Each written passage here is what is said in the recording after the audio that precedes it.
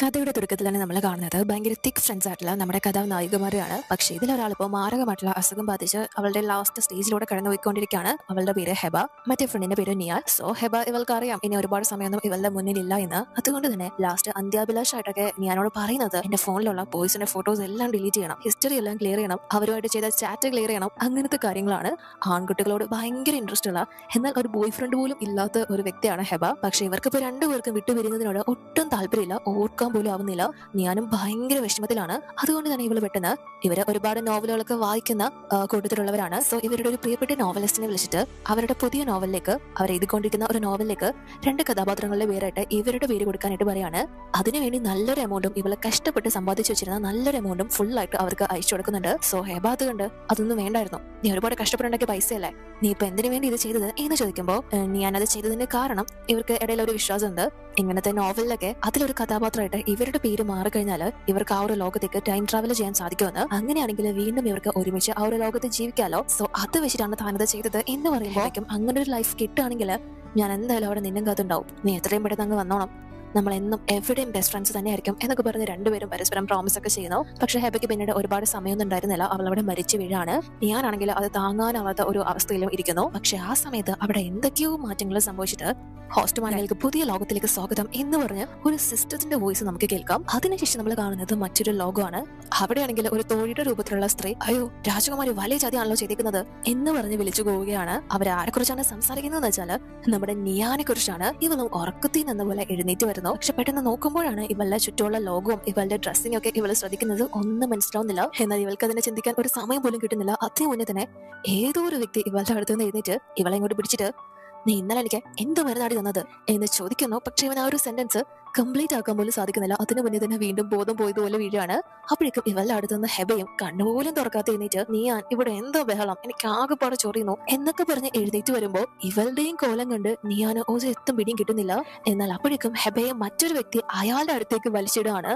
എന്നിട്ട് ഇവളോട് രാജകുമാരിക്ക് പോ, എന്താ വേണ്ടത് എന്നൊക്കെ പറഞ്ഞ് സംസാരിക്കുമ്പോൾ ഇത് പ്രേതങ്ങളാണോ, ഇവരെന്തിനെ പറ്റിയാണ് സംസാരിക്കുന്നത് എന്നൊന്നും ഇവൾക്ക് പിടിയിട്ടുന്നില്ല. പക്ഷെ അപ്പോഴേക്കും പുറത്ത് ജോലിക്കാരൊക്കെ ബഹളം ഉണ്ടാക്കുന്നത് കൊണ്ട് തന്നെ അവിടെ കിടന്ന രണ്ടുപേരും എഴുന്നേറ്റ്, ഇവിടെ നടന്ന കാര്യങ്ങളല്ലോ നീ പുറത്തറിയിച്ചാലോ, പിന്നെ നീ പുറലോകം കാണില്ല, ഇത് ഇവിടം കൂടെ നിർത്തിക്കോണം എന്ന് പറഞ്ഞിട്ട് രണ്ടുപേരും കണ്ട വഴി ഇറങ്ങി ഓടാണ്. അപ്പോഴും ഹെബയ്ക്ക് നേരെ ചൊവ്വേ ബോധം വന്നിട്ടില്ല, പിശുമയും പറഞ്ഞുകൊണ്ടിരിക്കുകയാണ്.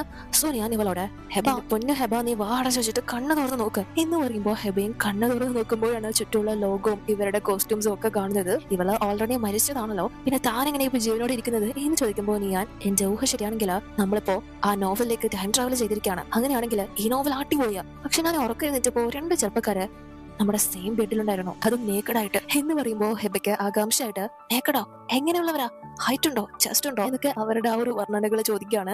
ഞാനപ്പോ ഇവളെ പിടിച്ച് കുലുക്കിയിട്ട്, നീ ഒന്ന് സ്വബോധത്തിലേക്ക് വാ പെണ്ണ എന്ന് പറയുമ്പോൾ ഇവളും തിരിച്ചു വന്ന്, നമ്മളിപ്പോ എവിടെ എത്തിയാലും കുഴപ്പമില്ല, എന്തായാലും നമ്മൾ ഒരുമിച്ചല്ലേ ഉള്ളത്, അത് മതി, ഞാനും ജീവനോടുണ്ട്, എനിക്കിപ്പോ ഒരു വേദനയും തോന്നില്ല എന്ന് പറയുമ്പോൾ രണ്ടുപേർക്കും ഒരുപാട് സന്തോഷമാവാണ്.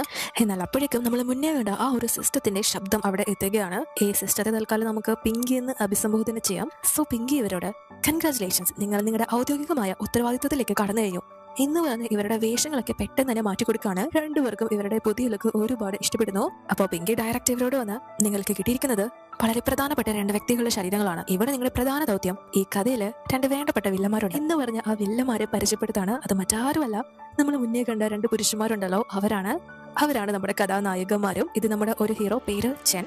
ഈ ഒരു രാജ്യത്തിന്റെ ചക്രവർത്തിയുടെ തൊട്ട് താഴെയുള്ള എല്ലാ ഭരണങ്ങളും നിർവഹിക്കുന്ന അത്തരം ഒരു ഉയർന്ന പോസ്റ്റും കാര്യങ്ങളൊക്കെ വഹിക്കുന്ന ഒരു ഉദ്യോഗസ്ഥനാണ് കൊട്ടാരത്തിലെ. അതായത് ഇപ്പോഴുള്ള ചക്രവർത്തിയുടെ അച്ഛന്റെ അനിയൻ കൂടിയാണ്. ഇപ്പോഴുള്ള ചക്രവർത്തിയേക്കാൾ നല്ല കഴിവും സാമർഥ്യമൊക്കെ ഉള്ള ഒരു വ്യക്തിയാണ്. പക്ഷെ ഒരു വില്ലനാണ്, എല്ലാവരും കൊല്ലുന്ന ഭയങ്കര കർക്കശക്കാരനായിട്ടുള്ള നിയമങ്ങളൊക്കെ കൊണ്ടുപോകുന്ന ഒരു വ്യക്തി. അതുപോലെ തന്നെ അതിർത്തിപരമായിട്ടുള്ള കാര്യങ്ങളൊക്കെ നിർവഹിക്കുന്ന അവിടുത്തെ ആർമിയുടെയൊക്കെ ചുമതല വഹിക്കുന്നതാണ് നമ്മുടെ രണ്ടാമത്തെ കഥാനായകൻ. പുള്ളിയുടെ പേര് ജിയാൻ. ഇവനും കൊടും ഭീകരനായിട്ടുള്ള ഒരു വില്ലനാണ്. മാത്രമല്ല ഇവർ രണ്ടുപേരും രാജ്യത്തിന് വേണ്ടി പരസ്പരം പോരാടുന്ന, അത്യാവശ്യം ശത്രുതയും ഈഗോയും ഒക്കെ വെച്ചു പുലർത്തിക്കൊണ്ടുപോകുന്ന രണ്ട് വ്യക്തികൾ കൂടിയാണ്. സോ അങ്ങനെയുള്ള വില്ലന്മാര് യഥാർത്ഥ ക്രൂരന്മാരായിട്ട് കടന്നിട്ടില്ല. അതുകൊണ്ട് തന്നെ അവരെ ഡാർക്കിലോട്ട്, അതായത് മൃഗീയമായ വില്ലന്മാർക്ക് തുല്യരാക്കുക.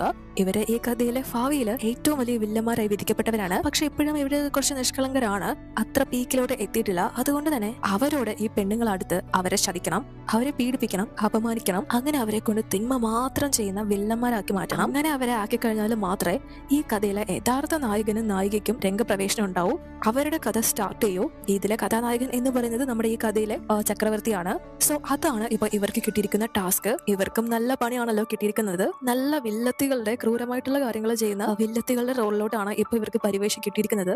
അതും അത്രയും പൈസ കൊടുത്തിട്ട് ഇത്രയും മോശപ്പെട്ട റോളാണല്ലോ ഈ പെണ്ണുമ്പിള്ള നമുക്ക് തന്നത് എന്നാണ് ഇവർ പരസ്പരം ചോദിക്കുന്നത്. ഇവര് അത്രയും മോശപ്പെട്ടവരോ തമ്മിൽ തളിക്കാൻ ആഗ്രഹിക്കാത്തവരോ ഒക്കെയാണ്. അതുകൊണ്ട് തന്നെ ഇവർക്ക് തന്നെ എക്സ്പീരിയൻസ് ഇല്ലാത്തത് കൊണ്ട് തന്നെ ഇങ്ങനെ പോവുകയാണെങ്കിൽ ഈ കഥയിൽ എത്ര നാൾ നമ്മൾ ജീവനോടെ ഉണ്ടാകും എന്നതാണ് ഇവരുടെ ടെൻഷൻ.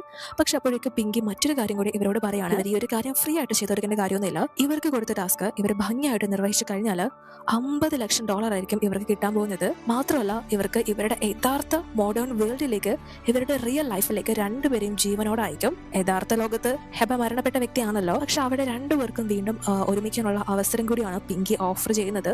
അത് കേൾക്കുമ്പോൾ ഇവരുടെ പേടിയും ടെൻഷനും ഒക്കെ മാറുകയാണ്. ഞാൻ പെട്ടെന്ന് ഹെബയോട്, നീ വിഷമിക്കേണ്ട, ഈ വില്ലന്മാരെയൊക്കെ അടിച്ചെടുക്കുന്നത് അത്ര ആന കാര്യമൊന്നുമല്ല. ഞാൻ ഒരുപാട് നോവലുകൾ വായിച്ചിട്ടുണ്ട്, ഇതൊക്കെ നമുക്ക് നിസ്സാരം പോലെ ചെയ്യാൻ പറ്റും എന്ന് പറയുമ്പോൾ ഹെബയും, ഞാൻ അത്ര ശക്തിയുള്ളവളൊന്നും അല്ല, എങ്കിലും കുഴപ്പമില്ല, നീ പറഞ്ഞിരുന്നത് പോലെ എല്ലാം ചെയ്യാൻ ഞാൻ റെഡിയാണ്. നമുക്ക് എന്തായാലും ഈ ടാസ്ക് വിജയിച്ച് പറഞ്ഞ പൈസയും കൊണ്ട് തിരിച്ചു പോകണം എന്നിവർ തീരുമാനിക്കുകയാണ്. രണ്ടുപേർക്കും ആ ഒരു കാര്യത്തിൽ പെർഫെക്റ്റ് ഓക്കെ ആണ്. സോ പിങ്കി ഇവരോട്, അല്ല നിങ്ങളുടെ തീരുമാനം എന്താണ്? ഉടനെ തന്നെ വില്ലന്മാർ ഇങ്ങോട്ടേക്ക് വരാൻ പോവാണ് എന്ന് പറയുമ്പോൾ ഇവര് അതിന് പിങ്കിയോട് മറുപടി കൊടുക്കുന്നതിന് മുന്നേ തന്നെ ഒരാൾ അങ്ങോട്ടേക്ക് കടന്നവരാണ്. രാജകുമാരി, നിനക്ക് എത്ര ധൈര്യം ഉണ്ടെങ്കിൽ നീ കൊട്ടാരത്തിൽ ഇത് ചെയ്യും എന്ന് പറഞ്ഞുകൊണ്ടാണ് അത് വരുന്നത്. ഇവര് വിചാരിക്കുന്നത് ഇവർക്ക് അറിയില്ലല്ലോ യഥാർത്ഥ വില്ലന്മാർ ആരാണ് എന്ന കാര്യം. അതുകൊണ്ട് തന്നെ ഈ വരുന്ന ആളായിരിക്കും വില്ലൻ എന്ന് വിചാരിച്ച് $50 ലക്ഷം ആണല്ലോ കിട്ടാൻ പോകുന്നത്. അതുകൊണ്ട് തന്നെ വരുന്ന വ്യക്തിയെ ചവിട്ടിക്കൂട്ടി പഞ്ഞിക്കിടാണ്. ഒരു ദയം കാണിക്കുന്നില്ല. അവസാനം പിങ്കി ഒരു വിധമാണ്, അയ്യോ നിങ്ങൾക്ക് ആള് മാറിപ്പോയതാ, ഇതല്ല നിങ്ങൾ തല്ലേണ്ട വ്യക്തി എന്ന് പറഞ്ഞ് ഇവരെ പിന്തിരിപ്പിക്കുന്നത്. ഇവരെ തല്ലിയ വ്യക്തി മറ്റാരുമല്ല, നമ്മുടെ മുന്നേ പറഞ്ഞ ചക്രവർത്തിയാണ് ഈ നോവലിലെ ഹീറോ. ഹീറോയെ കൊന്നു കഴിഞ്ഞാൽ പിന്നെ കഥയില്ലല്ലോ. അതുകൊണ്ട് തന്നെ പിങ്കി ഇവരോട് ഇവർക്ക് ആള് മാറിപ്പോയ കാര്യം പറഞ്ഞു കൊടുക്കുന്നു. പെട്ടെന്ന് ഇവർക്കും എന്ത് ചെയ്യാനോന്ന് അറിയാതെ ഇയാളോട് വന്ന് ക്ഷമ ചോദിക്കാണ്. അപ്പോഴേക്കും രാജാവിനെ തൊടാൻ മാത്രം നീയൊക്കെ വളർന്നോ എന്ന് ചോദിച്ച് നമ്മുടെ 2 വില്ലന്മാര് അങ്ങോട്ടേക്ക് എത്തുന്നത്. അവരെത്തുമ്പോഴാണ് പിങ്കിയും, എടി മണ്ടികളെ, നിങ്ങൾ കൂടുതൽ വില്ലന്മാരാക്കേണ്ട, യഥാർത്ഥ വില്ലന്മാര് ദേ ഇവരാണ് എന്ന് പറഞ്ഞു കൊടുക്കുമ്പോഴാണ്, ഞാൻ രാവിലെ ഇവരെ രണ്ടുപേരെയും കണ്ടതാണല്ലോ. അതുകൊണ്ട് തന്നെ പെട്ടെന്ന് ഹെബയോട്, ഇവരെയാണ് ഞാൻ രാവിലെ ബെഡിൽ കണ്ടത്, ഈ വ്യക്തിയാണ് നിന്റെ കൂടെ കിടന്നത് എന്ന് പറഞ്ഞു കൊടുക്കുമ്പോൾ ഹെബ, ഇവർ രണ്ടുപേരും എന്ത് സുന്ദരന്മാരാ എന്ന് പറഞ്ഞ് ഭയങ്കര ഇംപ്രഷൻ ആവുകയാണ്. പക്ഷെ പിങ്കി ഇടയ്ക്ക് അറിയിട്ട്, നിങ്ങൾ വിചാരിക്കുന്ന പോലെ ഇവരത്ര നല്ലവരൊന്നുമല്ല, അവരുടെ മുഖം കണ്ട് നിങ്ങൾ വീണു പോകരുത്, ഇവര് മനുഷ്യ രക്തം കുടിക്കുന്നവരാ എന്നൊക്കെ പറഞ്ഞ് ഇവര് രണ്ടുപേരും പീഡിപ്പിക്കുകയാണ്. പക്ഷെ ആ ടൈമില് ഹെബയുടെ കയ്യില് ചില പരുക്കും കാര്യങ്ങളൊക്കെ സംഭവിച്ചിരിക്കുന്നത് ജിയാൻ ശ്രദ്ധിക്കുകയാണ്. അത് ആ ഒരു ചക്രവർത്തിയെ തല്ലിയ സമയത്ത് ഉണ്ടായതാണ്. പക്ഷെ ഇവൻ വിചാരിക്കുന്നത് നിയാൻ ഇവളെ ഉപദ്രവിക്കാനായിട്ട് ശ്രമിച്ചോ എന്ന് കരുതി നിയാനെ ജിയാൻ തല്ലാനായിട്ട് വരുന്നു. പക്ഷെ ചെൻ അതിനെ സമ്മതിക്കുന്നില്ല. അപ്പോ ജിയാൻ ചെന്നിനോട്, നിങ്ങൾക്ക് മയക്കുമരുന്നെന്ന് അപമാനിക്കാൻ ശ്രമിച്ചതാണ് ഇവള്, എന്നിട്ടാണോ നിങ്ങൾ ഇവളെ പ്രൊട്ടക്ട് ചെയ്യാൻ ശ്രമിക്കുന്നത് എന്ന് ചോദിക്കുമ്പോൾ ചെൻ തിരിച്ച്, ഹലോ, നിങ്ങൾ എപ്പോഴെന്തിനാണ് ചക്രവർത്തിയുടെ രണ്ടാനമ്മയെ പ്രൊട്ടക്ട് ചെയ്യാനായിട്ട് ശ്രമിക്കുന്നത്? നിങ്ങൾക്ക് തമ്മിൽ എന്തെങ്കിലും നടക്കുന്നുണ്ടോ എന്ന രീതിയിൽ ചോദിക്കുമ്പോൾ ഇവർക്കൊന്നും മനസ്സിലാവുന്നില്ല. ഇവർക്കാണെങ്കിൽ യഥാർത്ഥ നോവലിലെ പല കാര്യങ്ങളും അങ്ങോട്ടേക്ക് കണക്ട് ആവുന്നില്ല, ഓർത്തെടുക്കാനും സാധിക്കുന്നില്ല. അപ്പോഴാണ് നമുക്കും ഇവർക്കും ഒരു കാര്യം മനസ്സിലാവുന്നത്. ഇപ്പോഴത്തെ ചക്രവർത്തി ഉണ്ടല്ലോ ഈ തല്ലുകൊണ്ട് കിടക്കുന്ന അയാള്, ഇയാളുടെ അച്ഛന്റെ 2ാം ഭാര്യയായിരുന്നു ഹെബ. അതായത് ഈ ചക്രവർത്തിയുടെ രണ്ടാനമ്മ. അയാളുടെ അച്ഛൻ മരണക്കിടക്കിലൊക്കെ വെച്ചിട്ടാണ് ഇവളെ കല്യാണം കഴിക്കുന്നത്. അതുപോലെ നിയാനാണെങ്കിൽ ഈ അടികൊണ്ട് കിടക്കുന്ന ചക്രവർത്തിയുടെ ഇപ്പോഴുള്ള വൈഫാണ്. പക്ഷേ ഈ ചക്രവർത്തിക്ക് ഇവളെ തീരെ ഇഷ്ടമല്ല. അവനിഷ്ടം ഹെബയാണ്, അതായത് ഇവന്റെ രണ്ടാനമ്മയെ. അതുപോലെ തന്നെ ഹെബയും ചക്രവർത്തിയെ സെഡ്യൂസ് ചെയ്യാനായിട്ട് നടക്കുന്ന ഒരു വ്യക്തിയാണ്. എന്നാൽ നിയാനും ഈ ഒരു ചക്രവർത്തിയോടാണ് താല്പര്യം. പക്ഷേ ഈ കൊട്ടാരത്തിലെ കാര്യങ്ങളൊക്കെ ചോർത്തിയെടുക്കാൻ വേണ്ടി ചെൻ നിർത്തിയിരിക്കുന്ന ഒരു ചാരത്ത് കൂടിയാണ് ഈ നിയാൻ. മാത്രമല്ല ഈ ചക്രവർത്തിക്ക് വേണ്ടി നിയാൻ പലതവണ ഹെബയെ കൊല്ലാനും വിഷം കൊടുത്ത് കൊല്ലാനും വെള്ളത്തിൽ തള്ളിയിട്ട് കൊല്ലാനും ഒക്കെ ശ്രമിച്ചിട്ടുള്ള ഒരു വ്യക്തിയാണ്. ഇപ്പോഴുള്ള ഈ ഒരു ക്യാരക്ടേഴ്സ് എന്ന് പറയുന്നത് പരസ്പരം ആജന്മ ശത്രുക്കളായിട്ടുള്ള ഇവര് റിയൽ ലൈഫിലെ ആത്മാർത്ഥ സുഹൃത്തുക്കളായിരുന്നെങ്കിൽ ഇപ്പോൾ ഇവർക്ക് കിട്ടിയിരിക്കുന്ന ക്യാരക്ടർ അനുസരിച്ച് ഇവർ ഭയങ്കര ശത്രുതയുള്ള വ്യക്തികളാണ്. സോ ആ ഒരു കാര്യങ്ങളൊക്കെ അവരെ സംസാരിക്കുന്നത് കേൾക്കുമ്പോഴാണ് ഇങ്ങനെയൊക്കെ ഈ നോവലിൽ സംഭവിച്ചിട്ടുണ്ടല്ലോ എന്ന കാര്യം ഇവർക്ക് മനസ്സിലാവുന്നത്. ഓരോ സന്ദർഭങ്ങളും ബന്ധങ്ങളും സിറ്റുവേഷൻസും എല്ലാം തന്നെ ഇവർ നോട്ട് ചെയ്യുന്നുണ്ട് അവരുടെ ആ ഒരു സംസാരത്തിൽ നിന്ന് കാര്യങ്ങൾ മനസ്സിലാക്കാനായിട്ട്. അതുപോലെ തന്നെ ജിയാന് ഹെബയോട് അവഹിതമുണ്ട് എന്ന രീതിയിലും പൊതുവെ സംസാരങ്ങളൊക്കെ കൊട്ടാരത്തിൽ നടക്കുന്നുണ്ട്. കാരണം ഇവൾക്ക് എന്ത് പ്രശ്നം വന്നാലും അവിടെ ഇവളെ സപ്പോർട്ട് ചെയ്യാനും പ്രൊട്ടക്ട് ചെയ്യാനായിട്ട് ജിയാൻ ഉണ്ടാകും. ഇവളോട് ആക്ച്വലി ഒരു താല്പര്യവും ഉണ്ട്. പക്ഷെ ഇപ്പൊ ഈ പെണ്ണുങ്ങൾക്ക് വേണ്ടി ഇവർ രണ്ടുപേരും അങ്ങോട്ടും ഇങ്ങോട്ടും വാക്ക് തിരക്കും കാര്യങ്ങളൊക്കെ ആകുമ്പോൾ വാളെടുത്ത് വരെ അവര് പരസ്പരം നിൽക്കാണ്. സോ അവരുടെ ആ ഒരു നിൽപ്പും കാര്യങ്ങളൊക്കെ കണ്ട് ഇവര് ഇനി നടക്കാൻ പോകുന്ന ഫൈറ്റ് ആസ്വദിക്കാൻ വേണ്ടി തയ്യാറായിരിക്കുകയാണ്. മാത്രമല്ല ഇവരെന്ത് സുന്ദരന്മാരാ, ഇവരിങ്ങനെ നേരെ കിട്ടിപ്പിടിച്ച് കിസ് ചെയ്യുകയാണെങ്കിൽ അടിപൊളിയായിരിക്കും എന്നൊക്കെ പറഞ്ഞ് ഭയങ്കര ഫണ്ണായിട്ടാണ് ഇവരിയ്ക്കുന്നത്. എന്നാൽ ഇവര് ഈ ഒരു കഥയിലെ യഥാർത്ഥത്തിലെ ശത്രുക്കളാണല്ലോ. പക്ഷെ ഇപ്പൊ ഈ 2 പെണ്ണുങ്ങൾ ഒന്നായിരിക്കുന്നത് കണ്ട് ഇവർക്കൊന്നും മനസ്സിലാവുന്നില്ല. അതുകൊണ്ട് തന്നെ നിന്നെ കൊല്ലാൻ നോക്കുന്നവളോടൊപ്പം നീ എന്തിനാ കയറിയിരിക്കുന്നത് എന്ന് ജിയാൻ ഹെബയോട് ചോദിക്കുമ്പോൾ ഹെബ പെട്ടെന്ന് അത് പിന്നെ അതൊക്കെ ഫാസ്റ്റ് അല്ലേ, ഇന്നലെ ഒരു രാത്രി കൊണ്ട് ഞങ്ങളുടെ പ്രശ്നങ്ങളെല്ലാം മാറി, ഇനി ഞങ്ങൾ തമ്മിൽ ഒരു പ്രശ്നം ഉണ്ടാവില്ല, ഞങ്ങൾ ബെസ്റ്റ് ഫ്രണ്ട്സ് ആണ് എന്ന് പറയുമ്പോഴും ചെൻ നിയാന് വേണ്ടി ഹെബയെ പെട്ടെന്ന് കൊല്ലാനായിട്ട് വരുന്നു. എന്നാൽ നിയാൻ പെട്ടെന്ന് അത് കയറി തടഞ്ഞിട്ട് നിങ്ങൾക്ക് ആരെങ്കിലും കൊല്ലണമെങ്കിൽ ഈ ചക്രവർത്തി അങ്ങ് കൊന്നേക്ക്, ഞങ്ങൾ പെണ്ണുങ്ങൾക്കിടയിൽ ഒരു പ്രശ്നം വരാൻ തന്നെ കാരണം ഇവനാ എന്ന് പറയുന്നു. പക്ഷെ ഇതൊക്കെ ഒരു നോവൽ ആണല്ലോ, ഇതിൽ എന്തായാലും ഹീറോ മരിക്കില്ല എന്ന് ഇവർക്ക് അറിയാം. പക്ഷെ അപ്പോഴേക്ക് ചക്രവർത്തി എഴുന്നേറ്റ് നിയാനെ ഇയാൾക്ക് ഓൾറെഡി ഇഷ്ടമല്ലല്ലോ, അതുകൊണ്ട് തന്നെ ഇപ്പോ ഇന്ന് രാവിലെ ഇവളുടെ കിടപ്പുമുറിയിൽ ചെന്നിനെ തോഴിമാരി കണ്ടിരുന്നല്ലോ, ആ ഒരു കാര്യങ്ങളൊക്കെ എടുത്തിട്ടിട്ട് നിന്റെ കൂടെ ഉണ്ടായിരുന്നത് എന്റെ അങ്കിള് തന്നെയല്ലേ എന്ന് ചോദിക്കാണ്. പക്ഷെ ഇവൾ അത് സമ്മതിക്കുന്നില്ല. എന്നോടൊപ്പം ഒന്നല്ല 3 പേരുണ്ടായിരുന്നു എന്നാണ് മനസ്സിൽ പറയുന്നത്. അതാണല്ലോ യഥാർത്ഥ ശരി. പക്ഷെ ഇവൾ അങ്ങനെ ഒരു ചതി ചെയ്തത് കൊണ്ട് തന്നെ ഇവളെ കൊട്ടാരത്തിൽ നിന്ന് പുറത്താക്കണം, കൊല്ലണം, വെട്ടണം എന്നൊക്കെ പറഞ്ഞ് ചക്രവർത്തി ഉത്തരവിടാനായിട്ട് പോകുന്നു. പക്ഷെ ചെന്ന അത് തടയിടാനായിട്ട് ഇവൾ എന്ത് ചെയ്യണമെന്ന് എനിക്കറിയാം, എന്റെ ആളുകളുടെ കാര്യത്തില് ചക്രവർത്തി വെറുതെ ആവലാതിപ്പെടേണ്ട കാര്യമൊന്നുമില്ല എന്ന് പറഞ്ഞ് ഇവളെ പ്രൊട്ടക്ട് ചെയ്യുന്ന രീതിയിൽ സംസാരിക്കുമ്പോൾ ഇവർക്കത് ഒരുപാട് ഇഷ്ടപ്പെടുകയാണ്. ഇവനിൽ ഒരു ഫസ്റ്റ് ഇംപ്രഷൻ ഒക്കെ സ്റ്റാർട്ട് ആവുന്നു. എന്നാൽ അപ്പോഴേക്ക് നിയാനെ ചെന്നും അതുപോലെ തന്നെ ഹെബയെ ജിയാനും ഒക്കെ ഈ ഒരു കൊട്ടാരത്തിൽ നിന്ന് കൂട്ടിക്കൊണ്ടു പോകാനും ഈ ഒരു സ്ഥലത്ത് നിന്ന് മാറ്റാനൊക്കെ ആയിട്ട് ശ്രമിക്കുകയാണ് 2 വഴിക്കായിട്ട്. പക്ഷെ ഇവർക്ക് തമ്മിൽ പിരിയാൻ പറ്റില്ലല്ലോ, ഇവർക്ക് ആകെ അറിയാവുന്നത് പരസ്പരം ഇവരെ മാത്രമാണ്. അതുകൊണ്ട് തന്നെ അയ്യോ ഞങ്ങൾക്ക് പിരിയണ്ട എന്ന് പറഞ്ഞ് ഭയങ്കരമായിട്ട് നിലവിളിച്ച് കരയുന്നുണ്ടെങ്കിലും ജിയാൻ ഹെബയെ അവിടെ നിന്ന് കൂട്ടിക്കൊണ്ടു പോവുകയാണ്. സോ ഇത്തരത്തിലുള്ള 2 വില്ലന്മാരെയാണ് ഇനിയും ഇവര് കൊടൂരമായിട്ടുള്ള മൃഗങ്ങളാക്കേണ്ടത്. ഇപ്പൊ തന്നെ ഇവരുടെ കയ്യിൽ പിടിച്ചു നിൽക്കാനുള്ള പ്രാപ്തി ഹെബയ്ക്കോ നിയാനോ ഇല്ല. 2 പേരും നല്ലോണം ഇട്ടിരിക്കുകയാണ്. മാത്രമുള്ള 2 വഴിക്കാണല്ലോ ഇപ്പൊ അയക്കുന്നതും. അതിനുശേഷം നമ്മൾ കാണുന്നത് ചെൻ നിയാന്റെ അച്ഛനെ ഇപ്പോ വിളിച്ചു വരുത്തിയിരിക്കുകയാണ്. അപ്പോഴാണ് നമുക്ക് ഒരു കാര്യം കൂടെ മനസ്സിലാവുന്നത്. ഫസ്റ്റിലത്തെ ചക്രവർത്തി മരിച്ചിരുന്നല്ലോ, അതായത് ചെന്നിന്റെ ജ്യേഷ്ഠൻ, ഇപ്പോഴുള്ള ചക്രവർത്തിയുടെ അങ്കിൾ ആണല്ലോ ചെൻ. സോ ഇവൻ അധികാരം പിടിച്ചെടുക്കാതിരിക്കാനായിട്ട് ഇപ്പോഴുള്ള ചക്രവർത്തി ഒരുപാട് പ്രശ്നങ്ങൾ ഉണ്ടാക്കാനായിട്ട് ശ്രമിച്ചിട്ടുണ്ട്. ഇപ്പോഴുള്ള ചക്രവർത്തിക്ക് ഇവിടുത്തെ ഭരണകാര്യങ്ങളിലൊന്നും ഒരു ബുദ്ധിയുമില്ല, വെറും കൊച്ചു പിള്ളേരൊക്കെ പോലെയാണ് പെരുമാറുന്നത്. അതിനുള്ള കാര്യപ്രാപ്തിയൊന്നും ഇല്ല. അതുകൊണ്ട് തന്നെ ചെൻ തന്നെയാണ് ഒരുവിധമുള്ള കാര്യങ്ങളൊക്കെ നോക്കി നടത്തുന്നത്. പക്ഷെ അത് ആ ഒരു ചക്രവർത്തിക്ക് ഒട്ടും തന്നെ ഇഷ്ടമല്ല. അതുകൊണ്ട് തന്നെ ഇവൻ അയാളുടെ അധികാരം പിടിച്ചെടുക്കോ എന്ന് പറഞ്ഞിട്ട് ഒരുപാട് പ്രശ്നങ്ങളൊക്കെ ഉണ്ടാക്കാനായിട്ട് ശ്രമിച്ചിട്ടുണ്ട്. അതുകൊണ്ട് തന്നെ ചെന്നിനെ സഹായിക്കാനായിട്ട് നിയാന്റെ ഫാദർ ഇയാളുടെ മകളായിട്ടുള്ള നിയാനെ കൊട്ടാരത്തിലേക്ക് ഒരു ചാരതയായിട്ട് അയച്ചു. അതായത് ചക്രവർത്തിയെ കൊണ്ട് അവളെ വിവാഹം കഴിപ്പിച്ചു. പക്ഷെ കൊട്ടാരത്തിലുള്ള കാര്യങ്ങളെല്ലാം ചെന്നിനെ അറിയിക്കണം എന്നൊരു ഉദ്ദേശത്തിലാണ് അയക്കുന്നത്. എന്നാൽ അവളുടെ ഡ്യൂട്ടി മറന്നിട്ട് ചക്രവർത്തിയുടെ പിന്നാലെ പ്രേമമായിട്ട് പോയി. അതായിരുന്നു സംഭവിച്ചത്. സോ നിയാനിപ്പോ കാട്ടിക്കൂട്ടുന്ന പ്രശ്നങ്ങളൊക്കെ കണ്ടിട്ട് ചെന്നിന്റെ ഭടനും അവളെ ഒരുപാട് കുറ്റപ്പെടുത്തി സംസാരിക്കുന്നുണ്ട്. അവളെ നല്ല കൊട്ടാരത്തിലേക്ക് ഇവനെ വിളിച്ചു വരുത്തിയാണ് അപമാനിക്കാൻ ശ്രമിച്ചതും എന്തോ ഒരു മരുന്ന് കൊടുത്തതും ഒക്കെ. മാത്രമല്ല ബോധമല്ലാതെ അവളും കൂടെ അതെടുത്ത് കഴിച്ചു. അതുകൊണ്ടാണ് ഇദ്ദേഹത്തിന്റെ പേര് കളങ്കപ്പെടേണ്ടി വന്നത്. അവളുടെ തല എടുക്കേണ്ടതാണ്, അവള് കുട്ടിയല്ലേ, അവൾക്കൊന്നും അറിയില്ല, അവളോട് ഇത്തവണത്തേക്ക് ഒന്ന് ക്ഷമിച്ചിക്ക് എന്ന് പറയുമ്പോൾ ചെൻ ഇയാളെ കരുതിയിട്ട് ഇയാൾ ഒരുപാട് രാജ്യത്തിന് വേണ്ടി ഒരുപാട് സഹായങ്ങൾ ചെയ്തിട്ടുള്ള ഒരു വ്യക്തിയാണ്. സോ ഇയാളോട് അതുകൊണ്ട് മാത്രം ഞാൻ ക്ഷമിക്കും. പക്ഷെ ഇനി അവള് പ്രശ്നങ്ങൾ ഉണ്ടാക്കുകയാണെങ്കിൽ അവളെ ഞാൻ കൊല്ലാൻ പോലും മടിക്കില്ല, അത് ഓർമ്മ വേണം എന്ന് പറഞ്ഞ് ഇയാൾക്ക് വാണിയ കൊടുക്കുകയാണ്. അതുപോലെ തന്നെ നിയാനെ ചെൻ കൂട്ടിക്കൊണ്ട് വന്നിരുന്നല്ലോ, എന്നിട്ടിപ്പോ തടവിലാക്കി വെച്ചിരിക്കുകയാണ്. ഇവളെ ലോക്ക് ചെയ്ത് ഒരു റൂമിലിട്ടിരിക്കുകയാണ്. ഇവളെ എത്ര അല്ലറി വിളിച്ചിട്ടും ആരും വന്ന് തുറന്നെടുക്കുന്നില്ല. എന്നാൽ അപ്പോഴേക്കും പിങ്കി ഇവളുടെ മുന്നിൽ പ്രത്യക്ഷപ്പെട്ട ഇവളോട് ഒരു കാര്യം പറയാണ്. ഇവൾക്ക് ഇവിടെ നിന്ന് രക്ഷപ്പെടണമെങ്കിലും ഹെബയെ രക്ഷപ്പെടുത്തണമെങ്കിലും ഒരേ ഒരു വഴി മാത്രമാണുള്ളത്. ചെന്നിനെ സ്നേഹിക്കണം, വശീകരിക്കണം, വേണ്ടി വന്നാൽ അവന്റെ കൂടെ കിടക്കണം, പക്ഷെ ലാസ്റ്റ് അവനെ ശരിക്കണം. പുറമെ ഭയങ്കര ഭീകരനാണെന്ന് തോന്നുന്നുണ്ടെങ്കിലും ചെൻ വളരെ നിഷ്കളങ്കനായിട്ടുള്ള ഒരു വ്യക്തിയാണ്, നിർജ്ജനായിട്ടുള്ള ഒരു പുരുഷനാണ് എന്നൊക്കെ പറയുമ്പോൾ ഇവള് അപ്പോ ഞാൻ ഇന്നലെ പുള്ളിയോടൊപ്പല്ലേ കിടന്നത് എന്ന് ചോദിക്കുമ്പോ കിടന്നെന്നുള്ളത് ശരിയാ, പക്ഷെ ഇവർ തമ്മിൽ ഒന്നും നടന്നിട്ടില്ല. ഇവള് ശരിക്കും ചെന്നാണ് എന്ന് വിചാരിച്ചിട്ടൊന്നുമല്ല അവനോട് അടുക്കാനായിട്ട് ചെന്നതും മരുന്ന് കൊടുത്തതും ഒക്കെ. പക്ഷെ ഇവൾക്കുള്ളിലും ആ ഒരു മരുന്ന് അറിയാതെ പോയി ബോധം പോയി വീഴുകയായിരുന്നു ഉണ്ടായിരുന്നത്. എങ്കിൽ പോലും ഇവള് അവനോട് അടുക്കാനായിട്ട് ചെന്നാല് ചെൻ എന്തായാലും പിന്തിരിഞ്ഞു പോകില്ല. അവൻ 3 വർഷമായിട്ട് നിന്റെ പിറകെ തന്നെയാ നിനക്ക് കാവലായിട്ട് നടക്കുന്നത് എന്ന് പറഞ്ഞ് ഇവളോട് ചെന്നിനും താല്പര്യമുണ്ട് എന്ന് പറയാണ്. കാരണം ഇവനെ ഹെൽപ്പ് ചെയ്യാൻ വേണ്ടിയിട്ടാണല്ലോ ഇവൾ ഇങ്ങനെ ഒരു ബലിയാടായതും ചക്രവർത്തി വിവാഹം കഴിച്ചതൊക്കെ. സോ അങ്ങനെയാണ് കഥയുടെ ആ ഒരു പോക്ക്. പക്ഷെ യഥാർത്ഥം നമ്മുടെ ഇപ്പോഴുള്ള നിയാന് ആ ഒരു കാര്യങ്ങൾ ഒന്നും തന്നെ ഓർമ്മയില്ല. എന്തായാലും ഇപ്പൊ അവനെ വശീകരിക്കുകയോ സ്നേഹിക്കുകയോ ചെയ്താല് ഇവൾക്ക് രക്ഷപ്പെടാം എന്ന കാര്യം മനസ്സിലാക്കിയിട്ട് അതിന് ഹാഫ് ഓക്കെ ആയിട്ട് നിൽക്കുകയാണ്. എന്നാൽ അപ്പോഴേക്കും ഇവിടെ ജിയാനോട് ഇവന്റെ അസിസ്റ്റന്റ് ആയിട്ടുള്ള ഒരാൾ വന്നിട്ട്, പ്രഭു നിങ്ങൾ ഇതെല്ലാം ചെയ്യുന്നത് എന്തിനു വേണ്ടിയാ? രാജമാതാവ് വിചാരിക്കുന്നത്, അതായത് ഹെബ വിചാരിക്കുന്നത് നിങ്ങളാണ് അവളുടെ അച്ഛനെ കൊന്നതെന്നല്ലേ, അതുകൊണ്ട് നിങ്ങൾ എന്ത് ചെയ്താലും പുള്ളിക്കാരി ഒരിക്കലും നിങ്ങളെ ഇഷ്ടപ്പെടാൻ പോകുന്നില്ല എന്ന് പറയാണ്. സോ അങ്ങനെയാണ് ഈ ഒരു നോവലിലെ ക്യാരക്ടർ ആയിട്ടുള്ള ഹെബ വിചാരിച്ചിരിക്കുന്നത്. പക്ഷെ അതിന് പിന്നിലെ യഥാർത്ഥ സത്യം എന്താണെന്ന് വെച്ചാൽ അവളുടെ അച്ഛൻ മരിക്കുന്നതിന് മുന്നേ ഇവനെ രക്ഷപ്പെടുത്തിയ ഒരു വ്യക്തിയാണ്. എന്തോ യുദ്ധത്തിലോ സംതിങ് ആണ് അയാൾ മരിക്കുന്നത്.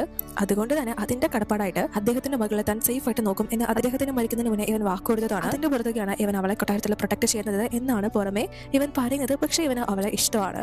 എന്നാൽ അതിനുശേഷം ഇന്നലെ നൈറ്റ് ആ ഒരു മരുന്നും കാര്യങ്ങളൊക്കെ ഇവർക്ക് 2 പേർക്കും എങ്ങനെയാണ് ഞാൻ നൽകിയത്, നമ്മളെല്ലാം ഒരുമിച്ച് ആ ബെഡിൽ എങ്ങനെ എത്തിയത് എന്ന കാര്യങ്ങളൊക്കെ ഇവളോട് ക്വസ്റ്റ്യൻ ചെയ്യുകയാണ്. പക്ഷെ ഹെബ വളരെ പേടിച്ചാണ് ഇരിക്കുന്നത്. സോ ആ ഒരു ടൈമിൽ ഇവൻ വീണ്ടും മുൻ ചക്രവർത്തിയുടെ വൈഫ് ആകുന്നതിന് മുന്നേ നീ എന്റെ പ്രതിഷ്ഠിത വധുവായിട്ട് നിന്ന് ഓർമ്മയുണ്ടോ എന്ന് ചോദിക്കുമ്പോൾ ഇവൾ അപ്പോഴാണ് ആ ഒരു കാര്യം തന്നെ അറിയുന്നത്. അതായത് അങ്ങനെയൊക്കെ ഇതിന് പിന്നിലെ സ്റ്റോറി ഉണ്ട്. ഇവളുടെ അച്ഛന് ഇവളെ വിവാഹം കഴിച്ചെടുക്കാൻ താല്പര്യം ഉണ്ടായിരുന്നത് ജിയാനെയാണ്. അതുകൊണ്ട് തന്നെ ഇവന്റെ വധു ആയിരുന്നു ഇവള്. പിന്നീടാണ് ഇവൾ ആ ഒരു ചക്രവർത്തി വിവാഹം കഴിക്കുന്നതൊക്കെ. പക്ഷെ ഇവൾ ഇപ്പോഴാണല്ലോ ആ ഒരു കാര്യം തന്നെ അറിയുന്നത്. സോ അത് കേട്ട് ഇവൾ ആദ്യം ഓർക്കുന്നതും തെറി വിളിക്കുന്നതും ആ ഒരു ഈ നോവലിന്റെ ഓതറിനെ തന്നെയാണ്. എന്ത് പൊട്ട കഥാപാത്രം ഇത് തന്നേക്കുന്നത്. ഇവർക്ക് ഇതെല്ലാം കൂടെ ഒരുമിച്ച് പറഞ്ഞു തന്നൂടെ? ഇട്ടുകളായിട്ട് എന്തിനാ ഓരോ കാര്യങ്ങൾ പൊക്കിയെടുത്തോണ്ട് വരുന്നത്? എന്ത് പൊട്ട സ്റ്റോറി എഴുതി വെച്ചിരിക്കുന്നത് എന്നൊക്കെയാണ് ഇവൾ ആ ഒരു നിമിഷം സ്മരിക്കുന്നത്. പക്ഷെ ഇവനോട് ആ ഒരു കാര്യങ്ങളൊന്നും പറയാൻ പറ്റില്ലല്ലോ. അതുകൊണ്ട് തന്നെ പേടിച്ച് എനിക്കൊന്നും ഓർമ്മയില്ലെന്ന് പറഞ്ഞാൽ നിങ്ങൾ വിശ്വസിക്കോ എന്ന് ചോദിക്കാറ്. എന്നാൽ അപ്പോഴേക്കും പെട്ടെന്ന് ഇവളുടെ അടുത്തും പിങ്കി പ്രത്യക്ഷപ്പെട്ട് ആ ഒരു വോയിസ് ഇവൾക്ക് മാത്രമേ കേൾക്കാൻ സാധിക്കൂ. സോ ഇവളോട് നീ അവനെ തല്ല്, അവന്റെ കരണം നോക്കി ഒരെണ്ണം പൊട്ടിക്ക്, അവനെ കൂടുതൽ ദേഷ്യം പിടിപ്പിച്ച് മികച്ച വില്ലനാക്കി മാറ്റാൻ നോക്ക്, ഇത് നിനക്ക് കിട്ടിയ ചാൻസ് ആണ്, നീ നഷ്ടപ്പെടുത്തരുത് എന്ന് പറഞ്ഞു കൊടുക്കുമ്പോ ഇവള് നല്ലോണം പേടിച്ച് തല്ലാനോ ഈ മൃഗത്തെയോ എന്ന് ചോദിച്ച നല്ലൊരു പേടിയിലാണ് ഇവളുള്ളത്. അപ്പൊ പിങ്കി നീ അങ്ങനെ തല്ലിയാല് $500 നിനക്ക് ഞാൻ എക്സ്ട്രാ തരും, പിന്നെ നീ തല്ലിയില്ലെങ്കിൽ ഞാൻ എന്തായാലും നിന്റെ ബെസ്റ്റ് ഫ്രണ്ടിനെ കൊല്ലും എന്നൊക്കെ പറഞ്ഞ് ഇവളെ ഭീഷണിപ്പെടുത്തുന്നത് കൊണ്ട് തന്നെ ഇവളും വേറെ വഴിയില്ലാതെ ജിയാനെ ആഞ്ഞടിക്കാനായിട്ട് വരുന്നു. പക്ഷെ എന്ത് സംഭവിച്ചെന്നറിയല്ലോ, നമുക്ക് നോക്കാം. എന്നാൽ അപ്പോഴേക്കും ഇവിടെ പിങ്കി ഇവളോട് ഇവളുടെ രഹസ്യ കാമുകനാണ് ചെൻ എന്ന് പറഞ്ഞു കൊടുത്തിരുന്നല്ലോ. എന്നിട്ട് കറക്റ്റായിട്ട് ചെന്ന് മുട്ടിക്കോ, ഒരു കുഴപ്പമുണ്ടാവില്ല എന്നൊക്കെ പറഞ്ഞു കൊടുക്കുമ്പോൾ നീയാൻ ഈ വൃത്തികെട്ട പ്രേമമൊക്കെ ഇതിന്റെ ഇടയിൽ വേണോ, വേറെ വല്ല വഴിയും കണ്ടെത്തിയ പോലെ എന്ന് ചോദിക്കുമ്പോൾ പിങ്കി ഇതാ എഴുത്തുകാർ എഴുതി വെച്ചിരിക്കുന്നതല്ലേ, നമുക്ക് കഥ എങ്ങനെ മാറ്റാൻ പറ്റും, ഞാൻ ജസ്റ്റ് ഒരു AI സിസ്റ്റം മാത്രമാണ് എന്ന് പറയാണ്. എന്നാൽ അപ്പോഴേക്കും ഇവളെ ഉടനെ തന്നെ ഇന്നലത്തെ കാര്യങ്ങൾ ചോദ്യം ചെയ്യാനായിട്ട് ചെൻ കൂട്ടിക്കൊണ്ടുവരാണ്. എന്നിട്ട് ഇവളോട് ഇന്നലെ ഇവന് മരുന്ന് കൊടുത്തത് നീയാണോ, രാജമാതാവിന് മരുന്ന് കൊടുത്തത് നീയാണോ എന്ന കാര്യങ്ങളൊക്കെ ചോദിക്കുന്നു. പക്ഷെ ഇവൾക്ക് ഒന്നും ഓർമ്മയില്ല. അതുകൊണ്ട് തന്നെ തനിക്ക് അതിനെ പറ്റി ഒന്നും ഓർമ്മയില്ല എന്ന് പറയുമ്പോൾ ചെൻ പക്ഷെ എനിക്ക് നല്ല ഓർമ്മയുണ്ട് എന്ന് പറയാണ്. ഇവള് ആ ഒരു ലക്കില് ഇവന്റെ വസ്ത്രങ്ങളൊക്കെ അഴിക്കാൻ ശ്രമിച്ചത് വരെ ഇവന് ഓർമ്മയുണ്ട്. പക്ഷെ അത് ഇവൻ പറയുമ്പോ അയ്യോ താനങ്ങനെയൊന്നും ചെയ്തിട്ടില്ല എന്ന് പറയാൻ വരുമ്പോ പിങ്കി ഉടനെ തന്നെ ഇല്ല അത് നീ തന്നെയാ ചെയ്തത്, നിനക്ക് ഞാൻ ഇപ്പൊ ഓർമ്മിപ്പിച്ചു തരാം എന്ന് പറഞ്ഞ് ആ ഒരു വിഷ്വൽസ് ഇവളുടെ മുന്നിലേക്ക് കൊണ്ടുവരികയാണ്. അതായത് ഇവള് ആദ്യം ചെന്നിന് മയക്കുമരുന്നും കാര്യങ്ങളൊക്കെ കൊടുത്ത് ബെഡിലേക്ക് കൊണ്ടുവന്ന് കിടത്തിയിട്ട് ഹെബയ്ക്കും മരുന്നും കാര്യങ്ങളൊക്കെ കൊടുത്തിട്ട് അവളെയും ഇവന്റെ ബെഡിലേക്ക് കൊണ്ടുവന്ന് കിടത്തുകയാണ്. അതായത് ഇവർ തമ്മിൽ അവിഹിതമുണ്ട് എന്ന് വരുത്തി തീർത്ത് ചക്രവർത്തിയുടെ മുന്നിൽ ഹെബയെ മാനം കെടുത്തനൊക്കെ ആയിട്ട്. പക്ഷെ ഹെബയെ അങ്ങോട്ട് കൂട്ടിക്കൊണ്ട് വരുന്ന ടൈമിൽ അത് കണ്ടുകൊണ്ട് ജിയാൻ ഇവളുടെ അടുത്തേക്ക് എന്തിനാ നീ ഇങ്ങനെയൊക്കെ ചെയ്യുന്നത് എന്ന് ചോദിച്ച് എത്തുമ്പോൾ ഇവള് പേടിച്ച് തിരിയുന്ന വഴിക്ക് ഇവളുടെ കയ്യിലുണ്ടായിരുന്ന ആ ഒരു മരുന്നൊക്കെ എന്തോ പൊടിയോ സംതിങ് ആണത്, അത് ഇവന്റെ മൂക്കിലോട്ട് അടിച്ചു കയറുകയാണ്. അങ്ങനെയാണ് ജിയാൻ അവിടെ ബോധം പോയി വീഴുന്നത്. മാത്രമല്ല അതിനിടയ്ക്ക് ഇവൾക്കും ആ ഒരു മരുന്ന് ശ്വസിക്കേണ്ടി വരുന്നുണ്ട്. അങ്ങനെയാണ് ഈ 4 ബോധമില്ലാതെ ഒരു ബെഡിലാവുന്നത്. സോ ഇവള് കാണിച്ച ആ ഒരു മണ്ടത്തര ആലോചിച്ച് ഇവൾക്ക് തന്നെ ഇപ്പൊ നാണക്കേടാവാണ്. ഇവളാണ് പണിയെടുക്കാൻ പോയത്, പക്ഷെ ഇവൾക്കും കൂടി ആണല്ലോ പണി കിട്ടിയത്.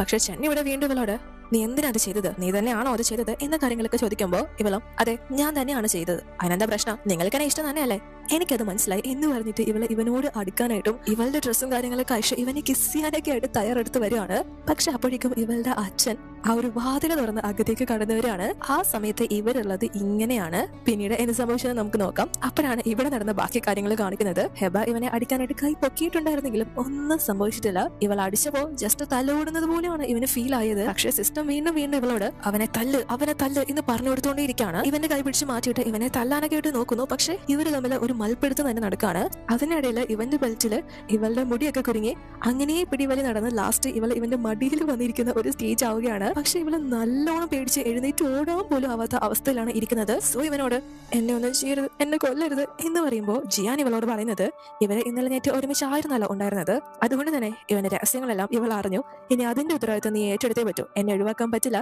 എന്നൊക്കെ പറഞ്ഞ് ഇവളെ ഭീഷണിപ്പെടുത്തുകയാണ്. പക്ഷെ ആ സമയം ഇവിടെ ഇവളുടെ അച്ഛൻ നേരെ വന്ന് ഇവരിങ്ങനെ നിൽക്കുന്നത് കണ്ടിരുന്നല്ലോ. പക്ഷെ ഇയാൾക്കാണെങ്കിൽ അത് കണ്ട് ഒരു ദേഷ്യം വരുന്നില്ല. അയ്യോ സോറി നിങ്ങളുടെ കാര്യം നടക്കട്ടെ, ഞാൻ ഡിസ്റ്റർബൻസ് ആവുന്നില്ല, മോളെ നീ എന്തായാലും കാര്യങ്ങളൊക്കെ അറിഞ്ഞു എന്നെ ചെയ്തോണം എന്ന് പറഞ്ഞ് ആ ഒരു വാതിൽ അടച്ചിട്ട് ഇറങ്ങി പോവാണ്. ഇയാൾക്ക് ആ ഒരു കാഴ്ച കണ്ട് ഭയങ്കര സന്തോഷമാവുന്നു. ചെന്നുമായിട്ട് ഇയാളുടെ മകൾക്ക് ബന്ധമുണ്ടെങ്കിൽ അത് ഇവരുടെ കുടുംബത്തിന് വളരെ നല്ല കാര്യം തന്നെയാണ്. ഇപ്പോഴുള്ള ചക്രവർത്തിയെ ആക്രമിച്ചിട്ട് എന്തായാലും ചെൻ ഉടനെ തന്നെ അടുത്ത യുവരാജാവ് ആവാനായിട്ട് സാധ്യതയുണ്ട്. മാത്രമല്ല മുൻപ് മരണപ്പെട്ട ചക്രവർത്തി ഉണ്ടല്ലോ, ഇയാളൊക്കെ ഭയങ്കര ഫ്രണ്ട്സ് ആണ്. സോ ചെന്നിന്റെ ജ്യേഷ്ഠനായിട്ടുള്ള ആ ഒരു ചക്രവർത്തി വിചാരിച്ചിരുന്നത് ചെൻ ഒരു ഗേ ആണ് എന്നാണ്. കാരണം അവന് വിവാഹം കഴിക്കാനോ പെൺകുട്ടികളോടോ ഒന്നും തന്നെ ഒരു താല്പര്യം ഉണ്ടായിരുന്നില്ല, അതുകൊണ്ടാണ് വിവാഹം കഴിക്കാത്തത് എന്നൊക്കെയായിരുന്നു ആ ഒരു ജ്യേഷ്ഠൻ വിചാരിച്ചിരുന്നത്. എന്നാൽ ഇപ്പോ അങ്ങനെയൊന്നും അല്ല എന്ന് തെളിഞ്ഞിരിക്കുന്നത് കൊണ്ട് തന്നെ പരലോകത്തിൽ നിന്ന് നിങ്ങളിത് കാണുന്നുണ്ടായിരിക്കുമല്ലോ എന്നൊക്കെയാണ് അച്ഛൻ പിറുവിറുക്കുന്നത്. പക്ഷെ ആ സമയത്ത് നിയാൻ പുറത്തു വന്ന് അച്ഛൻ പുറത്ത് സംസാരിക്കുന്ന കാര്യങ്ങളൊക്കെ കേൾക്കാണ്. അത് കേട്ടിട്ട് ചെന്നിനോട് ഓ നിങ്ങളപ്പോ ഗേ ആയിരുന്നല്ലേ, ഇത് ഞാൻ പുറലോകത്തെ അറിയിച്ചാല് എന്താ സംഭവിക്കാന്ന് അറിയാലോ, അതുകൊണ്ട് എന്നെ മര്യാദയ്ക്ക് കൊട്ടാരത്തിലേക്ക് വിട്ടോ, ഇല്ലെങ്കിൽ ഇത് ഞാൻ എല്ലാവരോടും പറയും എന്ന് പറഞ്ഞ് ഭീഷണിപ്പെടുത്തുമ്പോ ഇവൻ വിചാരിക്കുന്നത് ഇവൾക്ക് ചക്രവർത്തിയെ കാണാനുള്ള ആ ഒരു ആഗ്രഹം കൊണ്ടാണ് ഇങ്ങനെയൊക്കെ കാണിക്കുന്നത് എന്നാണ്. അതുപോലെ തന്നെ ഇവിടെ കൊട്ടാരത്തിലും ഇവള് എന്നെ കൊല്ലരുത്, എനിക്ക് നിയാനെ കാണണം, നിയാൻ എന്നെ വന്ന് രക്ഷപ്പെടുത്തും എന്ന് പറഞ്ഞ് അല്ലറി വിളിച്ചുകൊണ്ടിരിക്കുകയാണ്. അപ്പോഴേക്കും ചെന്നും നിയാനെയും തൂക്കിയെടുത്ത് അങ്ങോട്ടേക്ക് വരുന്നു. ഹെബ നിയാന്റെ മടിയിലാണല്ലോ ഇരിക്കുന്നത്. അത് കണ്ട് ഇവർക്കൊന്നും മനസ്സിലാവുന്നില്ല. പെട്ടെന്ന് തന്നെ നിയാനാണെങ്കിൽ ഹെബയെ വലിച്ചു മാറ്റി, നിങ്ങൾക്ക് നാണമില്ലേ, എന്റെ സുഹൃത്തിനെ നിങ്ങൾ എന്നാ ചെയ്യാൻ ഉദ്ദേശിക്കുന്നത് എന്ന് ചോദിക്കുമ്പോ ഹെബ ഭയങ്കരമായിട്ട് പേടിച്ച് ഇയാൾ എന്നെ കൊല്ലാൻ നോക്കുക, കയ്യിൽ എന്നെ കൊല്ലാൻ വേണ്ടി വാളൊക്കെ കരുതി വെച്ചിട്ടുണ്ട് എന്ന് പറയുമ്പോ ജിയാനോട് ഓ അപ്പൊ നീ വാളൊക്കെ ആയിട്ടാണോ നടക്കുന്നത് എന്ന് ചോദിച്ച് ഇവര് തമ്മിൽ ചെറിയ കശപശയും കാര്യങ്ങളൊക്കെ വാക്ക് തീർക്കം പോലെ നടക്കുന്നുണ്ട്. ആരാണ് മികച്ചത് എന്ന രീതിയിലുള്ള ആ ഒരു സംസാരം, അത്തരത്തിലുള്ള സംസാരം. പക്ഷെ അപ്പോഴേക്കും അവരുടെ കണ്ടുപിടിച്ച് ഇവര് രണ്ടുപേരും നൈസിന് അവിടെ കിട്ടിയ ഒരു കട്ടിലിൽ കയറി കിടക്കാണ്. നമ്മളിനി എന്തായാലും പിരിയാൻ പാടില്ല, ഞാൻ നിന്നെ വിട്ടു പോവില്ല എന്നൊക്കെ പറഞ്ഞ് കെട്ടിപ്പിടിച്ച് കിടക്കാണ്. സോ ജിയാനും ചെന്നും അത് കണ്ടുകൊണ്ട് വന്ന് ഇവര് രണ്ടുപേരും വാ ഇവിടെ നിന്ന് പോവാം എന്ന് പറഞ്ഞ് വിളിക്കുന്നു. കാരണം ഈ പെണ്ണുങ്ങൾ രണ്ടും ശത്രുക്കളാണല്ലോ പൊതുവെ. അതുകൊണ്ട് തന്നെ നിയാൻ അടുത്തുള്ളത് ഹെബയ്ക്കും ഹെബ അടുത്തുള്ളത് നിയാനും സേഫ് അല്ല എന്ന രീതിയിലാണ് ഇവര് രണ്ടുപേരും വിളിക്കുന്നത്. പക്ഷേ ഈ പെണ്ണുങ്ങൾ പോകാൻ തയ്യാറാവുന്നില്ല. അതുകൊണ്ട് തന്നെ ഫസ്റ്റ് ജിയാൻ ഒന്നും നോക്കുന്നില്ല. രാജമാതാവിന്റെ കൂടെ വന്നില്ലെങ്കിൽ ഞാനും നിങ്ങളോടൊപ്പം കിടക്കാൻ പോവാണ് എന്ന് പറഞ്ഞ് ഇവൻ ആ ഒരു ബെഡിലേക്ക് കയറി ഇവളോടൊപ്പം കിടക്കാണ്. അപ്പൊ ചെന്നെ വിട്ടുകൊടുക്കുന്നില്ല. നല്ല ഈഗോ ആയിട്ട് നിനക്ക് നാണമില്ലാതെ സ്ഥിതിക്ക് ഞാനും അത് കാണിക്കുന്നില്ല, എനിക്കത് നോക്കേണ്ട കാര്യമില്ല എന്ന് പറഞ്ഞ് ഇവനും നിയാനോടൊപ്പം അവളുടെ സൈഡിൽ ആ ഒരു ബെഡിൽ കയറി കിടക്കാണ്. പക്ഷെ ഇവന്മാർ എന്താ ഈ ചെയ്യുന്നതെന്ന് ഇവർക്ക് രണ്ടുപേർക്കും പിടിയിട്ടുന്നില്ല. എന്നാൽ അപ്പോഴേക്കും ഇവരുടെ അടുത്തേക്ക് ഹെബയെ കാണാനായിട്ട് ഈ ചക്രവർത്തി ഇവളുടെ ബെഡ്റൂമിലേക്ക് വരികയാണ്.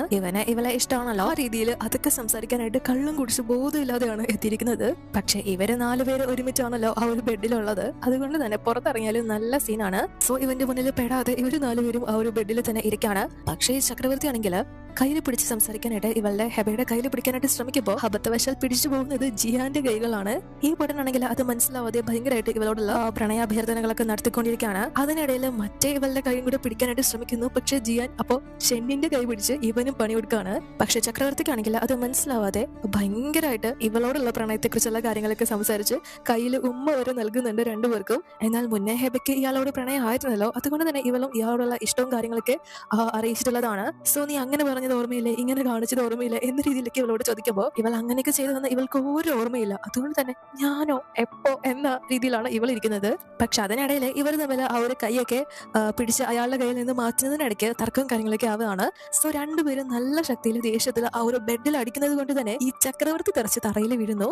എഴുന്നേറ്റ് നോക്കുമ്പോൾ മുന്നിൽ ഇങ്ങനെയാണ് ഇവരുള്ളത്. മാത്രമല്ല പെട്ടെന്ന് ഈ പെണ്ണുങ്ങളാണെങ്കിൽ ഇയാളുടെ ദേഹത്തോട് തുണിയിട്ടിട്ട് ഇവരെ 4 പേരും ഒരുമിച്ച് ഇയാളെ കണ്ടാൽ സീനാണല്ലോ. അത് പുറത്തറിയിച്ചാൽ ഈ ഉദ്യോഗസ്ഥർക്കും ഇവർക്കൊക്കെ നല്ല പണി കിട്ടും. മാത്രമല്ല സിസ്റ്റം പറഞ്ഞതുപോലെ ആയിരിക്കില്ല കഥ മുന്നോട്ട് പോകാനായിട്ട് പോകുന്നത്. അതുകൊണ്ട് തന്നെ ഇവരുടെ മിസ്റ്റേക്ക് മറിക്കാനായിട്ട് ഇയാളെ കൊല്ലാനായിട്ട് ഇവർ രണ്ടുപേരും കൂടി ചേർന്ന് ശ്രമിക്കാണ്. പക്ഷെ അത് ഇവർക്ക് കണ്ടുകൊണ്ട് നിൽക്കാനാവുന്നില്ല. കാരണം ഇയാൾ ഒരു പൊട്ടനാണ് എങ്കിൽ പോലും രാജ്യത്തിന്റെ ഭരണാധികാരി ആണല്ലോ, ആ പേരിലാണ് ഇരിക്കുന്നത്. ഇയാളെ കൊന്നു കഴിഞ്ഞാൽ ഇവർക്ക് തന്നെയാണ് പണി കിട്ടാൻ പോകുന്നത്. സോ ഈ പെണ്ണുങ്ങളെ എങ്ങനെയെങ്കിലും രണ്ടുപേരും കൂടി ചേർന്ന് 2 സൈഡിലോട്ടായിട്ട് പിടിച്ചു മാറ്റുന്നു. ഇയാൾക്കുള്ള പണി നമുക്ക് പിന്നീട് കൊടുക്കാം എന്ന് പറയാണ്. അതിനുശേഷം നമ്മളെ പിറ്റേന്ന് രാവിലെയാണ് കാണുന്നത്. രാവിലെ ചക്രവർത്തി എഴുന്നേറ്റ് വിചാരിക്കുന്നത് ഹെബയോടൊപ്പമാണ് ഇയാൾ നല്ല കഴിഞ്ഞത്. ആ ഒരു ബോധത്തിലാണ് ഇവൻ എഴുന്നേൽക്കുന്നത്. തലേന്ന് സംഭവിച്ച യഥാർത്ഥ കാര്യങ്ങളൊന്നും ഇവന് ഒരു ഓർമ്മയില്ല. പക്ഷെ ഇവരെല്ലാം കൂടെ ചേർന്ന് അവിടെ ഒരു നാടകം അഭിനയിക്കുകയാണ്. ഹെബ ഇയാളോട് വന്ന് ഇയാൾ എന്താ ഇവിടെ എന്ന് ഒന്നും അറിയാത്ത പോലെ ചോദിക്കുന്നു. അതുപോലെ നീയാനും ഇവളുടെ ഹസ്ബൻഡ് ആണല്ലോ മറ്റൊരു പെണ്ണിന്റെ മുറിയിൽ ഉള്ളത്. സോ ഇവനോട് എനിക്കറിയാം നിങ്ങൾക്ക് എന്നെ ഇഷ്ടമാണ്, പക്ഷെ ഇങ്ങനെയൊക്കെ നിങ്ങൾ എന്നോട് ചെയ്യുന്ന ഞാൻ വിചാരിച്ചില്ല എന്ന് പറഞ്ഞ് ഭയങ്കരമായിട്ട് അഭിനയിക്കാണ്. അതുപോലെ ജിയാനും ചെന്നും ഒക്കെ കൂടെ തന്നെയുണ്ട്. സോ ഇന്നലെ ഇവരെ 4 പേരെയും ഒരുമിച്ച് കണ്ടതായിട്ട് ഇവൻ ഓർത്തെടുക്കാതിരിക്കാനായിട്ടും അത് ആരോടെങ്കിലും പിന്നീട് പറഞ്ഞ് പ്രശ്നം ഉണ്ടാക്കാതിരിക്കാനായിട്ടും അവിടെയുള്ള കുറച്ച് ജോലിക്കാരെ പേടിപ്പിച്ച് മുന്നിൽ നിർത്തിയിട്ട് ഇന്നലെ രാത്രി മുഴുവൻ ഇയാൾ ഇവരോട് അപമര്യാദയായിട്ട് പെരുമാറി, ഇവരുടെ കയ്യിൽ പിടിക്കാൻ ശ്രമിച്ചോ, ഇവരെ ഉപദ്രവിക്കാനൊക്കെ ശ്രമിച്ചോ എന്ന് പറഞ്ഞ് ഭയങ്കരമായിട്ട് ഇയാളെ ഒരു മോശക്കാരനായിട്ട് ചിത്രീകരിക്കുകയാണ്. ഇയാൾ ഇവിടെ നടന്ന കാര്യങ്ങളൊന്നും പുറത്ത് അറിയിക്കാതിരിക്കാനായിട്ട്. പക്ഷെ ചക്രവർത്തിക്കാണെങ്കിൽ ഇവർ പറയുന്ന ഒരു കാര്യങ്ങളും ഓർമ്മയില്ല. പക്ഷെ ഇപ്പൊ ഈ ജോലിക്കാര് അവരെ ഉപദ്രവിക്കാൻ ഇയാളെ ശ്രമിച്ചു എന്നാണല്ലോ പറയുന്നത്. ആ ഒരു കാര്യം സത്യമാണോ അല്ലയോ എന്ന് പോലും മനസ്സിലാവുന്നില്ല. താൻ അങ്ങനെയൊന്നും ചെയ്തിട്ടില്ല എന്ന് പറഞ്ഞ് തന്നെ നിൽക്കാണ്. എന്തായാലും ഇനി ഇത് ഇയാളായിട്ട് പുറത്തറിയിക്കാൻ പോകുന്നില്ലെന്ന് ഇവർക്ക് മനസ്സിലാവുന്നു. കഷ്ടിച്ച് രക്ഷപ്പെട്ടത് കൊണ്ട് തന്നെ ഈ പെണ്ണുങ്ങൾക്ക് വലിയ സന്തോഷമാവുന്നുണ്ട്. പക്ഷെ ശത്രുക്കളായിരുന്നവര് എന്ത് റീസൺ കൊണ്ടാണ് ഇവർ ഇങ്ങനെ മിത്രങ്ങളായി മാറിയത് എന്ന് ഇവർക്ക് രണ്ടുപേർക്കും ഒരു പിടിയും കിട്ടുന്നില്ല. ഇവരറിയുന്നില്ലല്ലോ ശത്രുക്കളുടെ അദ്ദേഹത്തേക്ക് കയറിയത് 2 ബെസ്റ്റ് ഫ്രണ്ട്സ് ആണ് എന്ന്. അതിനുശേഷം ഇവർ രണ്ടുപേരും ഈ ഒരു കൊട്ടാരത്തിലെ സുഖവാസങ്ങളൊക്കെ നല്ല രീതിയിൽ ആസ്വദിച്ചുകൊണ്ടിരിക്കുകയാണ്. ഇനി റിയൽ ലൈഫിലോട്ട് തിരിച്ചു പോകണോ വേണ്ടയോ എന്നാണ് ഇവരുടെ മനസ്സിലേക്ക് ചിന്ത വരുന്നത്. കാരണം പരിചരിക്കാൻ തോഴിമാരുണ്ട്, എന്താവശ്യത്തിനും ഒന്ന് വിളിച്ചാൽ മതി, ഓടിയെത്ത ആളുണ്ട്, ഒരു പണി എടുക്കണ്ട, രാജകുമാരികളായിട്ട് വെറുതെ ഇരുന്നാൽ മതി, എല്ലാ കാര്യങ്ങളും സുഖമായിട്ട് നടന്നോളും. സോ ആ ഒരു കാര്യങ്ങളൊക്കെ പറഞ്ഞിട്ട് ഹെബ ഇവളോട് അല്ല നീ ആ റീജിയനും തമ്മില് വല്ലതും നടന്നോ, നിന്നെ കൊണ്ട് അയാൾ പോകുന്നത് കണ്ടല്ലോ എന്ന് ചോദിക്കുമ്പോൾ ഞാൻ പുള്ളിക്കാരൻ ഭയങ്കര നാണക്കാരൻ, ഒന്നിലും വലിയ എക്സ്പീരിയൻസ് ഇല്ല.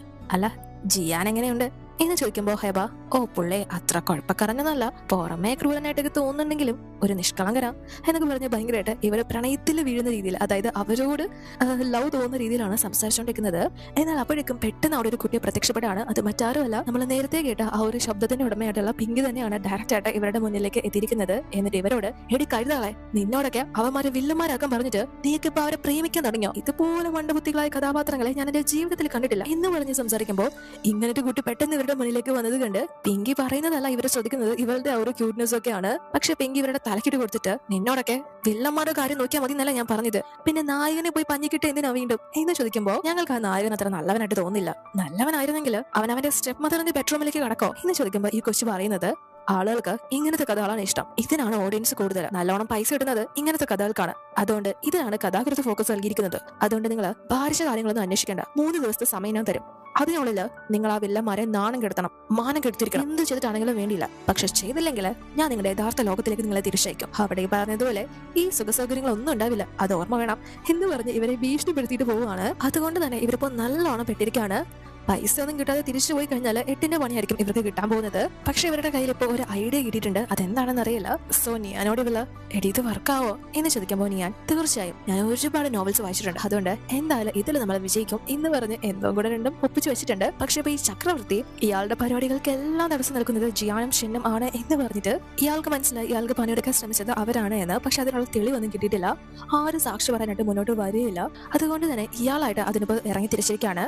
അവരെ രണ്ടുപേരും ഇങ്ങോട്ട് പോ ഇയാളെ വിളിച്ചിട്ടുണ്ട്. സോ അവരുടെ മുന്നിൽ വെച്ച് ഇയാളെ സ്വയമേ ശരീരത്തിലേക്ക് കുത്തും, മരിക്കാൻ ശ്രമിക്കും. അങ്ങനെ ഒരു രാജാവിന്റെ വധശ്രമത്തിന് കാരണക്കാരനായാല് എന്തായാലും അവർക്കെതിരെ ജനം തിരിയും, ഇയാളുടെ കൂടെ ഉള്ളവരെല്ലാം സാക്ഷി പറയണം. അങ്ങനെ ജനം അവർക്ക് നേരെ തിരിഞ്ഞ് അവരെ വെറുത്തു കഴിഞ്ഞാൽ ഇവിടുത്തെ ഒരേ ഒരു ഭരണാധികാരിയായിട്ട് ഇയാൾ മാത്രമാവും എന്ന് പറഞ്ഞ് ഇയാളിപ്പോ സ്വയമേ ഒരു പ്ലാൻ ഉണ്ടാക്കിയേക്കാണ്. ചെന്നും ഈ ചക്രവർത്തി വിളിച്ചത് കൊണ്ട് തന്നെ ഇയാളെ കാണാനായിട്ട് വരുന്നുണ്ട്. ആ ഒരു കാര്യം അനൗൺസ്മെന്റ് ചെയ്യുന്നത് കൊണ്ട് തന്നെ ഇയാളും കത്തിയെടുത്ത് തയ്യാറായിട്ട് നിൽക്കുകയാണ്. പക്ഷെ ചെന്നും അകത്തേക്ക് കടക്കാനായി വരുന്നു. എന്നാൽ പെട്ടെന്ന് ഒരു ഭടം വന്നിട്ട് രാജകുമാരി നിങ്ങൾക്ക് വേണ്ടി കാത്തിരിപ്പുണ്ട് എന്ന് പറയാണ്. അതുകൊണ്ട് തന്നെ ഇവൻ ഈ ഒരു ചക്രവർത്തിയെ കാണാനായിട്ട് പ്രവേശിക്കുന്നില്ല, അവിടെ നിന്ന് പോവുകയാണ്. എന്നാൽ ഈ പൊട്ടൻ അതിനു മുന്നേ തന്നെ ചെൻ അകത്തേക്ക് വരുന്നതിന് മുന്നേ സ്വയം കുത്തി പരിക്കേൽപ്പിച്ചു. ഫസ്റ്റ് പണി തന്നെ പാളിയിരിക്കുകയാണ്. കുഴപ്പമില്ല, രണ്ടാമതും ഒരാൾ കൂടെ വരാനുണ്ടല്ലോ, അവനെങ്കിലും അടിച്ചിടണം എന്ന് വിചാരിച്ച് നിൽക്കുകയാണ്. അപ്പോഴേക്ക് രണ്ടാമത് ജിയാനും അങ്ങോട്ടേക്ക് വരുന്നുണ്ട് എന്നൊരു അറിയിപ്പ് കിട്ടുന്നു. പക്ഷെ ഇവനും അങ്ങോട്ടേക്ക് വന്ന് വാതിൽ തുറക്കാനായിട്ട് വരുമ്പോൾ കറക്റ്റ് വേറൊരു ഭടം വന്നിട്ട് രാജമാതാവ് നിങ്ങളെ കാത്തിരിപ്പുണ്ട് എന്ന് പറയാണ്. അതുകൊണ്ട് തന്നെ ഇവനും ചക്രവർത്തിയുടെ അടുത്തേക്ക് പോകുന്നില്ല, ഞാൻ നിങ്ങളെ പിന്നെ വന്ന് കണ്ടോളാം എന്ന് പറഞ്ഞിട്ട് പോവാണ്. അപ്പോഴും ഇവൻ അങ്ങോട്ടേക്ക് വരുമ്പോ തന്നെ ഇയാളെ എടുത്ത് ചാടി ഇയാളെ വീണ്ടും കുത്തിയിട്ടുണ്ടായിരുന്നു. രണ്ടാമത്തെ കുത്താണല്ലോ, സോ അതും കൂടെ താങ്ങാനുള്ള ശേഷി ഇല്ലാത്തത് കൊണ്ട് തന്നെ ചത്തില്ല, പക്ഷെ ബോധം പോയി അവിടെ കിടക്കുന്നു. അവരാരും തന്നെ ഇയാളുടെ അടുത്തേക്ക് എത്തുകയോ സംസാരിക്കുകയോ കാണുകയോ ഒന്നും തന്നെ ചെയ്തിട്ടില്ല. അതുകൊണ്ട് തന്നെ ഇയാൾക്ക് അവിടെ ഒരു വിധത്തിലും അവരെ തോൽപ്പിക്കാനോ ഒന്നും തന്നെ പറ്റില്ല. അവരെ വീഴ്ത്താൻ നോക്കി ഇപ്പോൾ വീണിരിക്കുന്നത് ഇയാളാണ്. എന്നാൽ അപ്പോഴേക്കും ഇവിടെ നിയാൻ കാണാൻ വിളിപ്പിച്ചത് കൊണ്ട് തന്നെ ചെൻ ഇവളുടെ അടുത്തേക്ക് എത്തുന്നു. പക്ഷെ ഇവൻ അങ്ങോട്ടേക്ക് എത്തുമ്പോൾ ഇവളെ കുളിക്കാനൊക്കെ ഡ്രസ്സ് കഴിച്ച് അങ്ങനെ ഒരു കോലത്തിലാണ് ഉള്ളത്. ഇവനെ നാണം കെടുത്തണം, അപമാനിക്കണം എന്നതാണല്ലോ ഇവളുടെ ഇപ്പോഴത്തെ ടാസ്ക്. അതിനായിട്ട് സോ ഇവളുടെ ഭർത്താവിന്റെ അങ്കിളിനോടാണ് അവിഹിതം കാണിക്കാനായിട്ട് പോകുന്നത്. അത് നാട്ടുകാർ കണ്ട് കൊട്ടാരത്തിൽ അറിയിച്ചു കഴിഞ്ഞാല് ചെന്നിന് ആ ഒരു കൊട്ടാരത്തില് നല്ല അപമാനം ഉണ്ടാവും, ഇവന്റെ പദവി വരെ നഷ്ടപ്പെടാൻ സാധ്യതയുണ്ട്. പക്ഷെ ഇവൾ ഇങ്ങനെ കാണിക്കുന്നത് കണ്ട് ഇവനൊന്നും മനസ്സിലാവുന്നില്ല, കാരണം ഇവൾക്ക് താല്പര്യം ചക്രവർത്തിയോട് ആയിരുന്നല്ലോ. അതുകൊണ്ട് തന്നെ നീ എന്താ ഉദ്ദേശിക്കുന്നത്, എന്തിനാ ഇങ്ങനെ പെരുമാറുന്നത് എന്ന് ചോദിക്കുമ്പോൾ ഇവള് നിങ്ങളുടെ മനസ്സിലുള്ളത് എനിക്ക് നന്നായിട്ട് അറിയാം, നിങ്ങൾക്ക് എന്നെ ഇഷ്ടം തന്നെയല്ലേ, അതിന് സമ്മതിച്ച എന്താ കുഴപ്പം, ഒരു സിസ്റ്റർ ഉള്ളതുകൊണ്ട് ഞാനിത് അറിഞ്ഞു, ഇല്ലെങ്കിൽ ഞാനിത് എങ്ങനെ അറിയുന്നത് എന്ന് ചോദിച്ചു ഇവൾ അവനെ കിസ് ചെയ്യാനും അടുക്കാനും റൊമാൻറ്റിക് ആവാനൊക്കെ ആയിട്ട് പലതരം കോപ്പങ്ങൾ കാണിക്കാണ്. അപ്പോഴേക്ക് കറക്റ്റ് കുറച്ച് ആളുകൾ അങ്ങോട്ടേക്ക് കടന്നു വരുന്നുണ്ട് ആ ഒരു കൊട്ടാരത്തില്. ഇവളെ വിചാരിക്കുന്നത് ഇവളെ തന്നെയാണ് അവരെ അങ്ങോട്ടേക്ക് ഇന്ന സമയത്ത് വരാനായിട്ട് പറഞ്ഞ് ഏൽപ്പിച്ചത്. ഇവളെ വിചാരിച്ചിരുന്നത് ഈ ഒരു രൂപത്തിലൊക്കെ ഇവരെ പരസ്പരം കണ്ടു കഴിഞ്ഞാൽ ഇവർ ഈ കൊട്ടാരം മുഴുവൻ ആ ഒരു കഥ പറഞ്ഞ് നാറ്റിക്കും എന്നാണ്. പക്ഷെ വന്നവര് ചെന്നിനെ കണ്ട് ചെൻ അത്ര നിസ്സാരക്കാരനായിട്ടുള്ള വ്യക്തിയല്ലല്ലോ, അതുകൊണ്ട് തന്നെ ഇവനെ പേടിച്ച് ഇവരെ കണ്ട ഭാവം പോലും കാണിക്കുന്നില്ല. അയ്യോ എങ്ങനെ നമ്മൾ ഇങ്ങോട്ട് വന്ന് വിട്ടത്, ഈ റൂം കാണാൻ നല്ല ഭംഗിയുണ്ടല്ലേ, ചിലപ്പോൾ അതുകൊണ്ട് നമ്മൾ ഇങ്ങോട്ട് വന്നതായിരിക്കും, എങ്കിലും നമുക്ക് വഴിമാറി വന്നതാവാൻ സാധ്യതയുണ്ട് എന്ന് പറഞ്ഞ് നൈസിന് അവരെല്ലാരും കൂടെ പുറത്തേക്ക് ഇറങ്ങി പോവാണ്. ഇവൾക്കൊന്നും മനസ്സിലാവുന്നില്ല. വളരെ പേടിച്ച് ഒട്ടും തരില്ലാതെ ഏതൊക്കെയോ ദൈവങ്ങളെ വിളിച്ച് പ്രാർത്ഥിച്ചുകൊണ്ടിരിക്കുകയാണ്. വരാൻ പോകുന്നത് ഒരു മനുഷ്യനല്ലേ, നീ പേടിക്കേണ്ട കാര്യമൊന്നുമില്ല, $500,000 കൊണ്ട് തിരിച്ചു പോയി ഒരുപാട് മോഡൽസ് പയ്യന്മാരെ വിലക്ക് വാങ്ങേണ്ടതാ, അത് നീ ഓർത്തോണം എന്നൊക്കെ പറഞ്ഞ് ഭയങ്കരമായിട്ട് സ്വയം ഒരു മോട്ടിവേഷൻ കൊടുത്തോണ്ടിരിക്കുകയാണ്. പക്ഷെ ഇവൾ ഇങ്ങനെ സംസാരിക്കുന്നത് കേട്ടോണ്ടാണ് ജിയാൻ അങ്ങോട്ടേക്ക് വരുന്നത്. അതുകൊണ്ട് തന്നെ ഇവളോട് ഇത്രയൊക്കെ നീ താങ്ങോ എന്ന് ചോദിക്കുമ്പോൾ പെട്ടെന്ന് ഇവനെ കണ്ട് ഇവളെ ടെൻഷൻ ആവുന്നുണ്ടെങ്കിലും ഇവൻ ഇവളോട് വളരെ താല്പര്യമുള്ള രീതിയിലേക്കാണ് സംസാരിക്കുന്നത്. പക്ഷെ ഇവൾക്ക് നല്ല പേടി തോന്നുന്നുണ്ടെങ്കിലും പേടിച്ചിരുന്നിട്ട് കാര്യമില്ലല്ലോ. ആരെങ്കിലും ഒക്കെ ഇവർക്ക് തമ്മിൽ അടുപ്പുണ്ടെന്ന് കാണിക്കണം.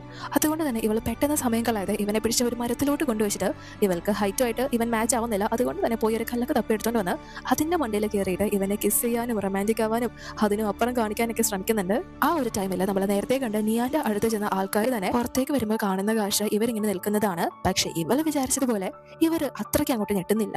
അതിന് കാരണം ഹെബയുടെ ഒരു ക്യാരക്ടർ വെച്ചിട്ട് ഇവളെ കൊട്ടാരത്തിലെ എല്ലാ ആളുകളെയും വശീകരിക്കാനായിട്ട് ശ്രമിച്ചിട്ടുണ്ട്. അത്രയും മോശപ്പെട്ട ഒരു ക്യാരക്ടറാണ്. അതുകൊണ്ട് തന്നെ ഇവിടെയുള്ളവർക്ക് അതൊക്കെ കണ്ടു മടുത്ത് കിടക്കുന്ന കാര്യമാണ്, പുതിയൊരു സംഭവം എന്നല്ല. സോ ഇവളോട് രാജമാതാവ് അല്പമെങ്കിലും ഒന്ന് മര്യാദ കാണിച്ചൂടെ എന്ന് ചോദിച്ച ആ ഒരു റെസ്പെക്റ്റില് ഉയർന്ന പോസ്റ്റിലൊക്കെ ഇരിക്കുന്ന ഒരു വ്യക്തിയാണല്ലോ. അതുകൊണ്ട് തന്നെ ഒന്നും മിണ്ടാതെ സഹിയിട്ട് പോവാണ്. പക്ഷെ ഇവൾക്ക് ഒന്നും മനസ്സിലാവുന്നില്ല അവരെന്താണ് ഇത്രയും വലിയൊരു കാര്യം കണ്ടിട്ട് ഞെട്ടാതെ പോകുന്നതെന്ന്. അതിനെപ്പറ്റി ജിയാനോട് ചോദിക്കുമ്പോൾ ഇവൻ തന്നെ ഇവളുടെ സ്വഭാവ സവിശേഷതകൾ ഇവളോട് തന്നെ പറഞ്ഞു കൊടുക്കുന്നുണ്ട്. ആ ഒരു ടൈമിലാണ് ഇവളുടെ ക്യാരക്ടർ അത്രയൊക്കെ കാണിച്ചു കൂട്ടിയിട്ടുണ്ട് എന്ന കാര്യം ഇവളും തിരിച്ചറിയുന്നത്. അതായത് ഇവിടെയുള്ള സെർവൻസിന് പോലും ഇവളെ വശീകരിക്കാനായിട്ട് ശ്രമിച്ചിട്ടുണ്ട്, ആ ഒരു ചക്രവർത്തിയെ മാത്രമല്ല. എന്നാൽ ആ ഒരു ടൈമിൽ ജിയാനാണെങ്കിൽ ഇവളെ ഇഷ്ടമാണല്ലോ. അതുകൊണ്ട് തന്നെ പെട്ടെന്ന് ആ ഒരു ടൈമിൽ ഇവളെ കിസ് ചെയ്യാണ്. എന്നാൽ ഇവൾക്ക് അത് ഇഷ്ടപ്പെടുന്നില്ല. അതുകൊണ്ട് തന്നെ നിങ്ങൾ എന്ത് പണിയാണ് കാണിച്ചത്, എന്നോട് തന്നെ എങ്ങനെ ചെയ്തത് എന്നൊക്കെ ചോദിച്ച് ബഹളം വെക്കുമ്പോൾ ഞാൻ ഇവളുടെ ആ ഒരു ഉദ്ദേശം മനസ്സിലാക്കിയിട്ട് തന്നെ ഞാൻ നിന്നെ സഹായിക്കാം. നീ എന്നെ നാണം കെടുത്താനല്ലേ ഉദ്ദേശിക്കുന്നത്, അതിനൊരു വഴിയുണ്ട്. നീ ഇന്ന് രാത്രി എന്നോടൊപ്പം ചെലവിടുകയാണെങ്കിൽ ഈ കൊട്ടാരത്തിൽ എല്ലാവരും ആ ഒരു കാര്യം അറിയും, ഞാൻ നാണം കെട്ടവനായി തീരും, നീ തന്നെ വിജയിക്കും എന്ന് പറയുമ്പോൾ ഈ മണ്ടിപ്പെണ്ണ് വിചാരിക്കുന്നത് ഇവളെ ഹെൽപ്പ് ചെയ്യാൻ വേണ്ടിയിട്ടായിരിക്കും ഇവനിങ്ങനെ ഒരു കാര്യം പറയുന്നത് എന്നാണ്. സോ ഞാൻ എന്തായാലും ഈ ടാസ്കിൽ വിജയിച്ചിരിക്കും, ഞാൻ എന്നെ ഹെൽപ്പ് ചെയ്തിരിക്കും എന്ന് പറഞ്ഞ് ഇവനോട് സമ്മതം പറയാണ്. ജിയാനത് കേൾക്കേണ്ട താമസം ഇവന് കിട്ടിയ ഒരു ചാൻസ് ആണല്ലോ. അതുകൊണ്ട് തന്നെ ഇവളെയും തൂക്കി എടുത്തുകൊണ്ട് പോവാണ്. അതിനുശേഷം നമ്മളെ പെറ്റെന്നാണ് കാണുന്നത്. ഞാൻ രാവിലെ തന്നെ ഹെബയെ തപ്പി ഹെബയുടെ മുറിയിലേക്ക് വരികയാണ്. ഒരു വയ്യാത്തൊരു കണ്ടീഷനിലാണ് വരുന്നത്, എന്താ പറ്റിയെന്ന് അറിയില്ല. ആ ഒരു ടൈമിൽ ഇവളെ നോക്കുമ്പോൾ ഹെബയുടെ മുറിയിൽ നിന്ന് ജിയാൻ പുറത്തേക്ക് ഇറങ്ങി പോകുന്നത് കാണാണ്. ഇവൾക്കൊന്നും മനസ്സിലാവുന്നില്ല. അകത്തോട്ട് വരുമ്പോൾ എല്ലാം മനസ്സിലാവുന്നുണ്ട്. അതുകൊണ്ട് തന്നെ ഓടി വന്ന് ഹെബ, എന്റെ ബെസ്റ്റ് ഫ്രണ്ട് 23 വർഷം കൊണ്ട് കാത്തു സൂക്ഷിച്ച് എല്ലാം ഈ നശിച്ച പുരാതന ലോകത്ത് കൊണ്ടൊന്ന് നീ തൊലച്ചോ എന്ന് ചോദിക്കുമ്പോൾ ഇവളെ അപ്പോഴും വിശ്വസിക്കുന്നത് ജിയാൻ ഇവളെ ഹെൽപ്പ് ചെയ്യാൻ ചെയ്ത കാര്യങ്ങളാണ് എന്നാണ്. അതുകൊണ്ട് തന്നെ നീ വിഷമിക്കേണ്ട, നീ തന്ന ടാസ്ക് ഞാൻ നന്നായിട്ട് കംപ്ലീറ്റ് ചെയ്തിട്ടുണ്ട്. ഈ കാര്യം ഇവിടെ എല്ലാവരും അറിഞ്ഞോളൂ, പേടിക്കണ്ട. അല്ല നീ ഒന്നല്ല തിരിച്ചെത്തിയില്ലല്ലോ, ചെന്നുമായിട്ട് എങ്ങനെയുണ്ടായിരുന്നു എന്ന് ചോദിക്കുമ്പോൾ ഇവൾക്ക് നല്ല പണിയാണ് കിട്ടിയത്. എങ്ങനെയാണെന്ന് വെച്ചാൽ ചെന്നനോട് ഇവളെ അടുക്കാനൊക്കെ ആയിട്ട് ശ്രമിച്ചിട്ടുണ്ടായിരുന്നല്ലോ. ഇവളുടെ ഉദ്ദേശം മനസ്സിലാക്കിയിട്ട്, അതായത് ഇവനെ അപമാനിക്കാനാണ് ഇവളെ ശ്രമിക്കുന്നത് എന്ന് മനസ്സിലാക്കിയിട്ട് നല്ല പണിഷ്മെന്റ് ഇവൻ ഇവർക്ക് കൊടുത്തിട്ടുണ്ടായിരുന്നു. സോ അതിന്റെ ഫലമായിട്ടാണ് രാവിലെ നടക്കാൻ പോലും ആവാത്തൊരു കണ്ടീഷനിൽ ഇവളിങ്ങോട്ട് എത്തിയത്. എന്നാൽ ആ ഒരു കാര്യമൊന്നും ഇവള് പറയുന്നില്ല. അതൊന്നും എനിക്ക് ഓർക്കാൻ താല്പര്യമില്ല എന്ന് മാത്രമാണ് പറയുന്നത്. എന്നാൽ അപ്പോഴേക്കും ഇവരുടെ മുന്നിൽ പിങ്കി പ്രത്യക്ഷപ്പെട്ട് ഒരു പ്രധാന അറിയിപ്പുണ്ട്. കഥയിൽ പുതിയ ചില രംഗങ്ങളോട് ആഡ് ചെയ്തിട്ടുണ്ട്, പണി ഇരട്ടിയാണ് എന്ന് പറയുമ്പോൾ ഞാൻ വിചാരിക്കുന്നത് ഇവള് കൃത്യമായിട്ട് ആ ഒരു ഡ്യൂട്ടി നിർവഹിക്കാത്തത് കൊണ്ടായിരിക്കും ചിലപ്പോൾ ആ ഒരു സംഭവങ്ങൾ ഉണ്ടായത് എന്നാണ്. പക്ഷെ പിങ്കി ആ ഒരു കാര്യത്തിൽ ഇവരെ കുറ്റപ്പെടുത്തുന്നില്ല.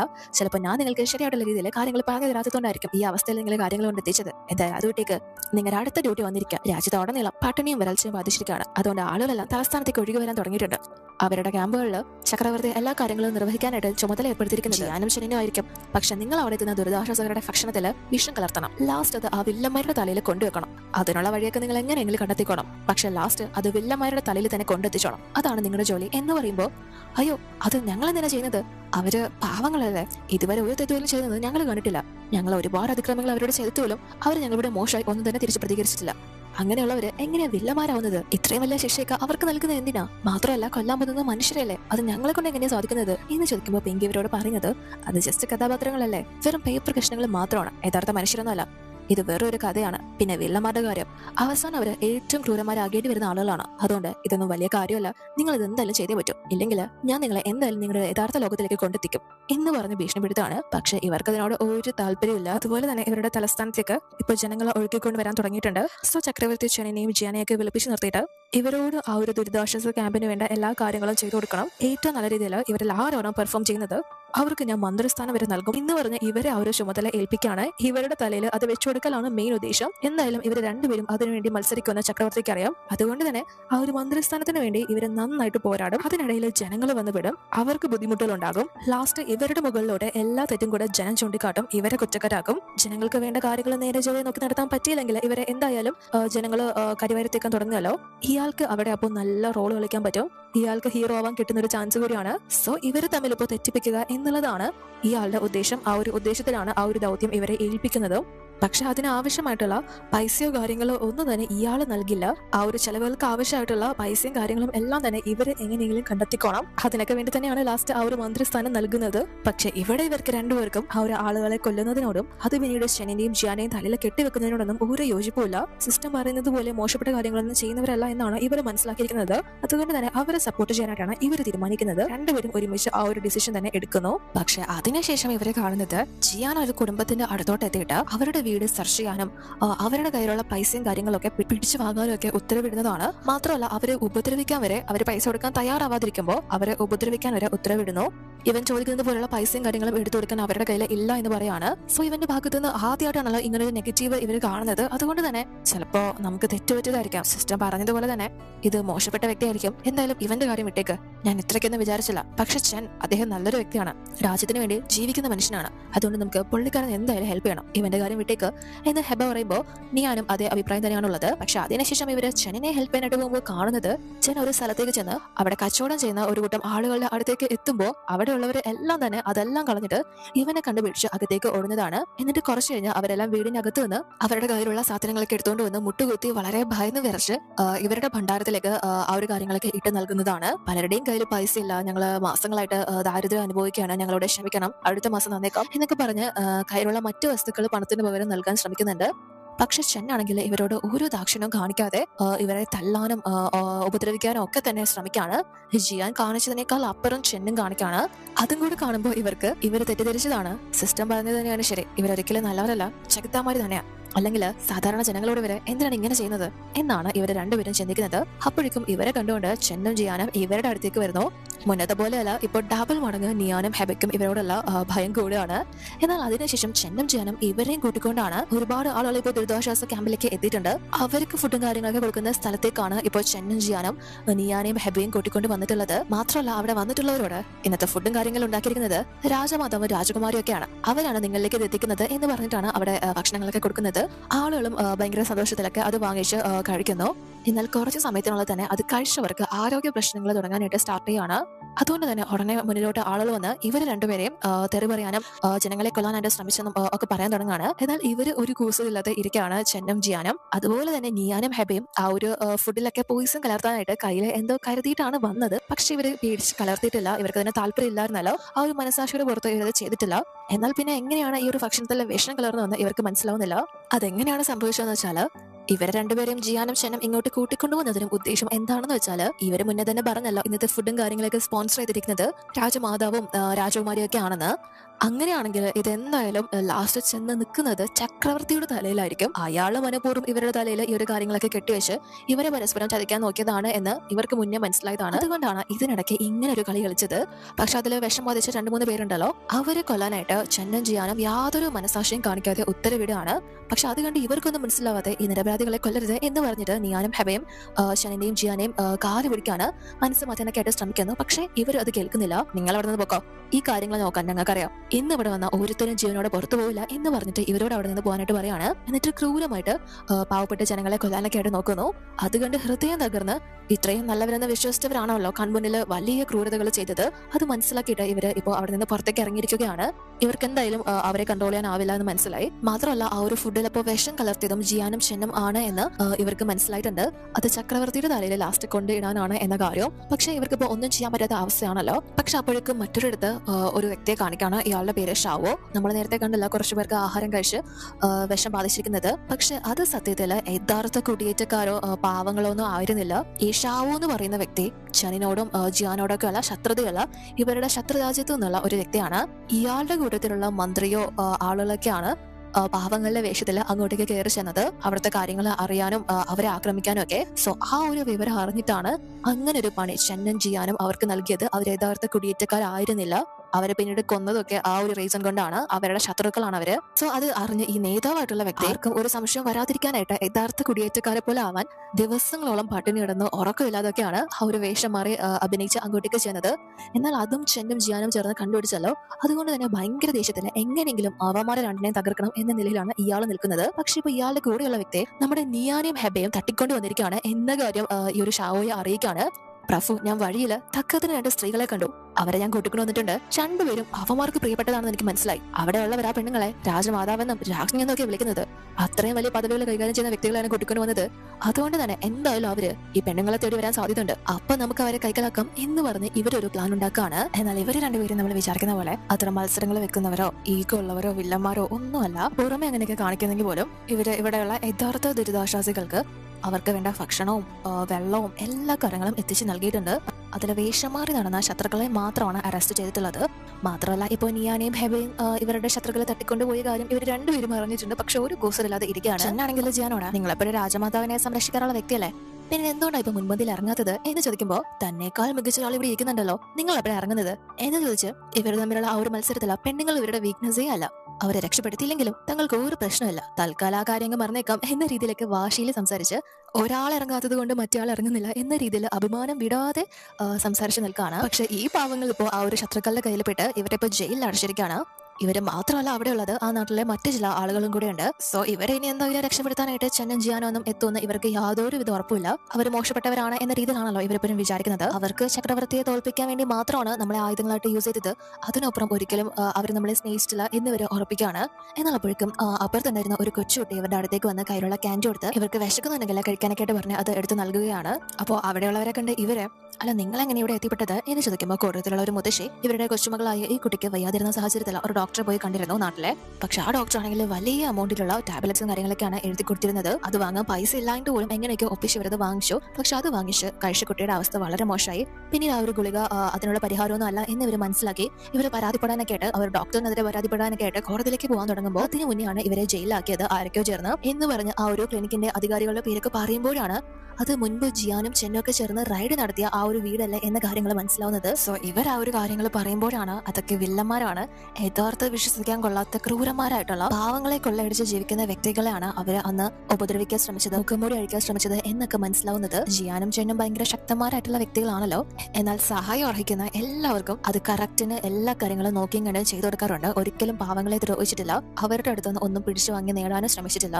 എന്നാൽ ക്രൂരത ചെയ്യുന്നവർക്കും പാവങ്ങളെ പറ്റിക്കുന്നവർക്കൊക്കെ നല്ല ശിക്ഷ നൽകും, നല്ല പണിഷ്മെന്റ് കൊടുക്കും. ഉള്ളവന്റെ കയ്യിൽ നിന്ന് പിടിച്ചെടുത്തിട്ടാണ് ഇല്ലാത്തവന് കൊടുക്കുന്നത്. ഈ ഒരു കുട്ടിക്ക് വരെ അവരെ കുറിച്ച് പറയാനായിട്ട് ഓരോ സ്റ്റോറി ഉണ്ട്. നാട്ടിലുള്ള മിക്കവരും അവരുടെ അടുത്ത് പോകരുത്, അവർ കൊന്നുകളയും, അവർ മനുഷ്യരെ കൊല്ലാൻ വേണ്ടി നടക്കുന്നവരാണ് എന്നൊക്കെ ആയിരുന്നു പറഞ്ഞ് നടന്നിരുന്നത്. എന്നാൽ ഒരു ദിവസം ഈ ഒരു പെങ്കൊച്ചാണെങ്കിൽ ഒരു മരത്തിൽ കയറി വീഴാൻ പോകുന്ന ഒരു സാഹചര്യത്തിലായിരുന്നു ഉണ്ടായിരുന്നത്. പക്ഷെ ആ ടൈമിൽ ജിയാങ് ആണ് പോയി ഈ കുട്ടിയെ രക്ഷപ്പെടുത്തുന്നത്. ഇവൻ അതിന്റെ ഒരു ആവശ്യം ഉണ്ടായിരുന്നില്ല, പക്ഷെ ആ കുട്ടിയെ രക്ഷപ്പെടുത്തി ഇനി ഒറ്റയ്ക്കൊന്നും ഇങ്ങനെ വന്ന് കയറരുത് എന്നൊക്കെ പറഞ്ഞാൽ ഭയങ്കര നല്ല രീതിയിലാണ് സംസാരിച്ചിട്ടുള്ളത്. സോ അങ്ങനെ അവിടെ ഉള്ളവര് ഇവരുടെ യഥാർത്ഥ സ്വഭാവത്തെക്കുറിച്ചും നന്മകളെ കുറിച്ചും ഒക്കെ പറയുന്നത് കേട്ട് ഇവർ ഭയങ്കര ഷോക്കായി പോവാണ്. ഇവര് ഫസ്റ്റിലെ അവർ നല്ലവരാണ് എന്നാണല്ലോ വിചാരിച്ചിരുന്നത്. നമ്മൾ ആദ്യം മനസ്സിലാക്കിയതായിരുന്നു ശരി എന്ന് പറഞ്ഞിട്ട് അവരെ കുറിച്ച് കേൾക്കുമ്പോൾ ഭയങ്കര പ്രൗഡായിട്ട് ഫീൽ ആവുന്നുണ്ട്. എല്ലാവരും അവരെ കുറിച്ച് അത്രയും നല്ല രീതിയിലാണ് സംസാരിക്കുന്നത്. അത് കേൾക്കുമ്പോൾ ഇവർക്ക് ഒരുപാട് സന്തോഷമാവുന്നു. പക്ഷെ നമ്മൾ നേരത്തെ കണ്ടത് ഈ പെണ്ണുങ്ങളെ രക്ഷപ്പെടുത്താനായിട്ട് ഇവർ രണ്ടുപേരും വരില്ല എന്നൊക്കെയാണല്ലോ വീരവാദം മുഴക്കിയിരുന്നത്. പക്ഷെ കറക്റ്റ് അവരെ രക്ഷപ്പെടുത്താനായിട്ട് ചെന്നും ജിയാനും ഒരുമിച്ച് മുന്നോട്ടേക്ക് എത്തിയിരിക്കുകയാണ്. എന്നിട്ട് അവിടെ ലോക്കായി കിടക്കുന്ന മറ്റുള്ളവരോടും അവരെയും രക്ഷപ്പെടുത്തി പുറത്തേക്ക് പോകാനായിട്ട് ആവശ്യപ്പെടാണ്. എന്നിട്ട് ഇവരോടും കൊട്ടാരത്തിലേക്ക് പോകും എന്ന് പറഞ്ഞ് വിളിക്കുമ്പോൾ എന്തായാലും ചെന്നും ജിയാനും ഇവരെ രക്ഷപ്പെടുത്താനായിട്ട് എത്തിയത് കണ്ട് ഇവർക്ക് ഒരുപാട് സന്തോഷവുമാണ്. ഇവരും പെട്ടെന്ന് തന്നെ അവിടെയുള്ള ജനങ്ങളെയൊക്കെ രക്ഷപ്പെടുത്തി ഇറക്കി വിടുന്നു. എന്നാൽ അപ്പോഴേക്കും ആ ഒരു ഷാവോ എന്ന് പറഞ്ഞ വ്യക്തിയുടെ ആളുകൾ ആരാണ് ഇവിടെ കടക്കാൻ മാത്രം ധൈര്യം കാണിച്ചത് എന്ന് ചോദിച്ച് അങ്ങോട്ടേക്ക് വരുന്നത് കൊണ്ട് തന്നെ ഇവരോട് ഇവര് ഇവിടെ നിന്ന് ഇറങ്ങി പോകാനായിട്ട് ആവശ്യപ്പെടാണ്. പക്ഷെ നിയാനും ഹെബിക്കും നല്ല പേടിയുണ്ട്. അതുകൊണ്ട് തന്നെ നിങ്ങൾ ഞങ്ങളിവിടെ വരാനായിട്ട് പറയുന്നുണ്ട്. പക്ഷെ ഇവര് ഞങ്ങൾക്ക് ചെയ്തു തീർക്കാനായിട്ട് കുറച്ച് കാര്യങ്ങളുണ്ട്, ഞങ്ങൾ മരിക്കണോ തീരുമാനിക്കുന്നത് വരെ ആർക്കും ഞങ്ങളെ കൊല്ലാനാവില്ല എന്ന് പറഞ്ഞ് ഇവര് പുറത്തേക്ക് അയക്കാണ്. ഷാവോയുടെ ആളുകളും അവരുടെ അടുത്തേക്ക് എത്തുന്നു.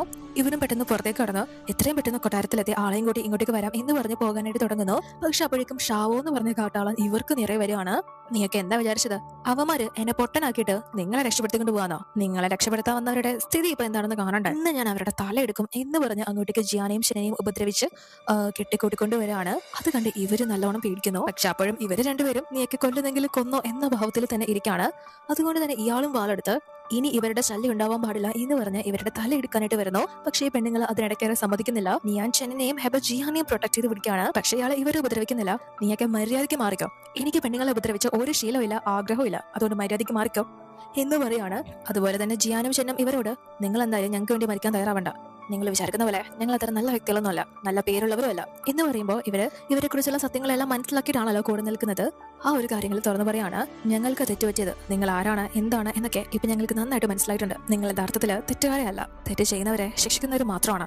എന്നൊക്കെ പറഞ്ഞ് സംസാരിക്കുമ്പോൾ ഇയാള് പുറകെ നിന്ന് ഇവരെ കൂടെ കൊല്ലും എന്ന് പറഞ്ഞ് ഭീഷണിപ്പെടുത്തുമ്പോൾ നീയാനും ഹെബയും ഒന്നും നോക്കുന്നില്ല. ശരി ആയിക്കോട്ടെ എന്ന് പറഞ്ഞ് പരസ്പരം ഇവർക്ക് രണ്ടുപേർക്കും ഈ ഒരു ജന്മത്തില് വീണ്ടും ഫ്രണ്ട്സ് ആയിട്ട് ഇരിക്കാനായിട്ട് പറ്റിയല്ലോ. യഥാർത്ഥ ലോകത്ത് ഹെബ മരിച്ചിട്ട് പോലും വീണ്ടും ഒരു ലോകം ഇവർക്ക് ഒരുമിച്ച് കുറച്ച് സമയം കൂടി ജീവിക്കാനായിട്ട് കിട്ടിയതാണ്. അതുകൊണ്ട് തന്നെ ഇവർ ഭയങ്കര ഹാപ്പിയാണ്, സാറ്റിസ്ഫൈഡ് ആണ് എന്ന് പറഞ്ഞിട്ട് ഇപ്പൊ മരിക്കേണ്ടി വന്നാലും ഞങ്ങൾക്ക് കുഴപ്പമില്ല. പക്ഷേ നമ്മൾ ഇതുവരെ ഒരു പുരുഷനെ പോലും കിസ് ചെയ്തിട്ടില്ലല്ലോ, അതിന്റെ ഒരു കുറവ് ഇനി വരാൻ പാടില്ല എന്ന് പറഞ്ഞ് ഇവർ ഓടിച്ചെന്ന് ഇവരെ രണ്ടുപേരെയും പിടിച്ച് കിസ് ചെയ്യാണ്. ചെനിനും ജിയാനും പെട്ടെന്ന് അങ്ങനെ സംഭവിക്കുന്നത് കൊണ്ട് തന്നെ കിളി പറഞ്ഞ് നിൽക്കാണ്. എന്നിട്ട് ഇവര് ഇനി കൊല്ലുന്നെങ്കിൽ കൊന്നോ എന്ന് പറഞ്ഞ് നെഞ്ചു വിരിച്ചു നിൽക്കാണ്. സോ ഈ ഷാവോയും പെട്ടെന്ന് ഭയങ്കര ദേഷ്യത്തില് ഇവരെ ആക്രമിക്കാനായിട്ട് വരുന്നു. എന്നാൽ അതിനു മുന്നേ തന്നെ ചെന്നും ജിയാനും ഇവരുടെ കെട്ടയച്ച് പെട്ടെന്ന് തന്നെ അതൊന്ന് തടയാണ്. അവർക്കതങ്ങനെ കണ്ണോട്ട് നോക്കി നിൽക്കാനാവില്ലല്ലോ. എന്നാൽ അപ്പോഴേക്കും നേരത്തെ രക്ഷപ്പെട്ട് ഇവിടെ നിന്ന് പോയ ആളുകളുണ്ടല്ലോ, അവര് മറ്റുള്ള ജനങ്ങളെയും വിളിച്ച് ആയുധങ്ങളുമായിട്ട് അങ്ങോട്ടേക്ക് എത്തുകയാണ്. അതുകൊണ്ട് തന്നെ ചെനിനും ജിയാനും ഷാവോയുടെ കാര്യത്തിൽ ഒന്നും ചെയ്യേണ്ടി വരുന്നില്ല. ജനങ്ങൾ തന്നെ ഇവരുടെ ശത്രുക്കളെ പഞ്ഞിക്കിട്ട് കൊലപ്പെടുത്തുന്നു. ആ ഒരു ഷാവോയും അയാളുടെ ആളുകളൊക്കെ ആ ഒരു കലാപത്തിനിടയ്ക്ക് മരണപ്പെടുകയാണ്. ഇവർക്കാർക്ക് തന്നെ എന്തായാലും ഒന്നും പറ്റിയിട്ടില്ല. അതുകൊണ്ട് തന്നെ രണ്ടു കൂട്ടർക്കും ഒരുപാട് സന്തോഷമാവുന്നു. മാത്രമല്ല ഇവർ തങ്ങളെ ഇത്രയും സ്നേഹിക്കുന്നുണ്ട് എന്ന് തിരിച്ചറിയുന്നത് കൊണ്ട് തന്നെ ജിയാനും ചെനനും ഭയങ്കര സന്തോഷമാവുന്നുണ്ട്.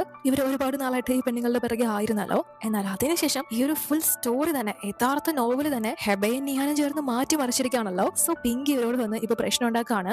വില്ലന്മാരെ നിങ്ങൾ വിശുദ്ധന്മാരാക്കിയല്ലേ, നിന്നോടൊക്കെ പറഞ്ഞ പണി ചെയ്താൽ പോരെ, ഞാൻ എന്തായാലും നിങ്ങളെ ഇപ്പൊ തന്നെ ആധുനിക ലോകത്തേക്ക് അയക്കാൻ പോവാ, അവിടെ പോയി വല്ല പണി ചെയ്ത് ജീവിക്കാം എന്ന് പറയുമ്പോൾ ഇവര് രണ്ടുപേരും പിങ്കിയോട് വന്ന് ഞങ്ങള് മാറ്റം വരുത്തി എന്നുള്ളത് ശരിയാ, പക്ഷെ അതുകൊണ്ടിപ്പോ ഈ കഥയ്ക്ക് വല്ല മാറ്റം ഉണ്ടായോ, ആർക്കെങ്കിലും അപകടം സംഭവിച്ചോ, അതുകൊണ്ടിപ്പോ ഈ കഥയ്ക്ക് വല്ല നഷ്ടം ഉണ്ടായോ, ആർക്കെങ്കിലും അപകടം സംഭവിച്ചോ, ഈ ലോകം അവസാനിച്ചോ, ഒന്നും ഉണ്ടായില്ലല്ലോ, ഒരു കണക്കിന് നല്ല പേരെടുക്കുന്നത് കുറച്ച് ബുദ്ധിമുട്ടുള്ള കാര്യമല്ലേ, ഞങ്ങളത് സക്സസ് ആയിട്ട് അവർക്ക് നേടിക്കൊടുത്തില്ലേ എന്ന് പറഞ്ഞ് ഈ കൊച്ചിന് ചിന്തിക്കാനായിട്ട് ഒരു അവസരം കൊടുക്കുന്നില്ല. ഇതിന് ഫുള്ള് ഇവർ രണ്ടുപേരും കൂടെ ഓരോന്ന് പറഞ്ഞ് കൺഫ്യൂഷനിലാക്കാണ്. അതുകൊണ്ട് തന്നെ ഇവർ പറയുന്നതിനോട് ഇവളും അങ്ങനെ ആണെങ്കിൽ അത് ഓക്കെ ആണ് എന്നൊരു അഭിപ്രായം വരുന്നു. പക്ഷെ എന്തോ പറയാനായിട്ടും വരുന്നു. എന്നാൽ അത് ആ കൊച്ചിന് ആ ഒരു സമയത്ത് ഓർമ്മ വരുന്നില്ല. ഇവർക്ക് വലിയ പണിഷ്മെന്റ് കാര്യങ്ങളൊന്നും കൊടുക്കാതെ അത് അവിടെ നിന്ന് പെട്ടെന്ന് പോവാണ്. അതിനുശേഷം ഷനന്റെയും ജിയാന്റെയും ഇടയിൽ പതിവ് പോലെ തന്നെ കാര്യങ്ങൾ നടന്നു പോകുന്നു. ഒരു സുഹൃത്തുക്കൾ തമ്മിലുള്ള ആത്മബന്ധം എന്ന പോലെ അവർ സ്നേഹം പുറത്ത് പ്രകടിപ്പിക്കുന്നില്ല, അകമേ മാത്രം നിന്നുകൊണ്ട് പുറമേ ശത്രുക്കളായിട്ട് അഭിനയിച്ചു പോവാണ്. മാത്രമല്ല ഇവർ നാലുപേരും ഇപ്പോൾ കപ്പിൾസ് ആയിരിക്കുകയാണല്ലോ. അതുകൊണ്ട് തന്നെ എല്ലാവരുടെയും മുന്നിലൂടെ ഇറങ്ങി നടക്കാം എന്നൊരു അവസ്ഥയിലേക്ക് ഇപ്പൊ എത്തിയിരിക്കുകയാണ്. സോ ഈ ഒരു പുരാതന കൊട്ടാരത്തിലേക്ക് എത്തിയിട്ട് ഈ ഒരു നാട്ടിലേക്ക് എത്തിയിട്ട് ഇതുവരെ പുറലോകമൊന്നും ഇവർ കണ്ടിട്ടില്ല.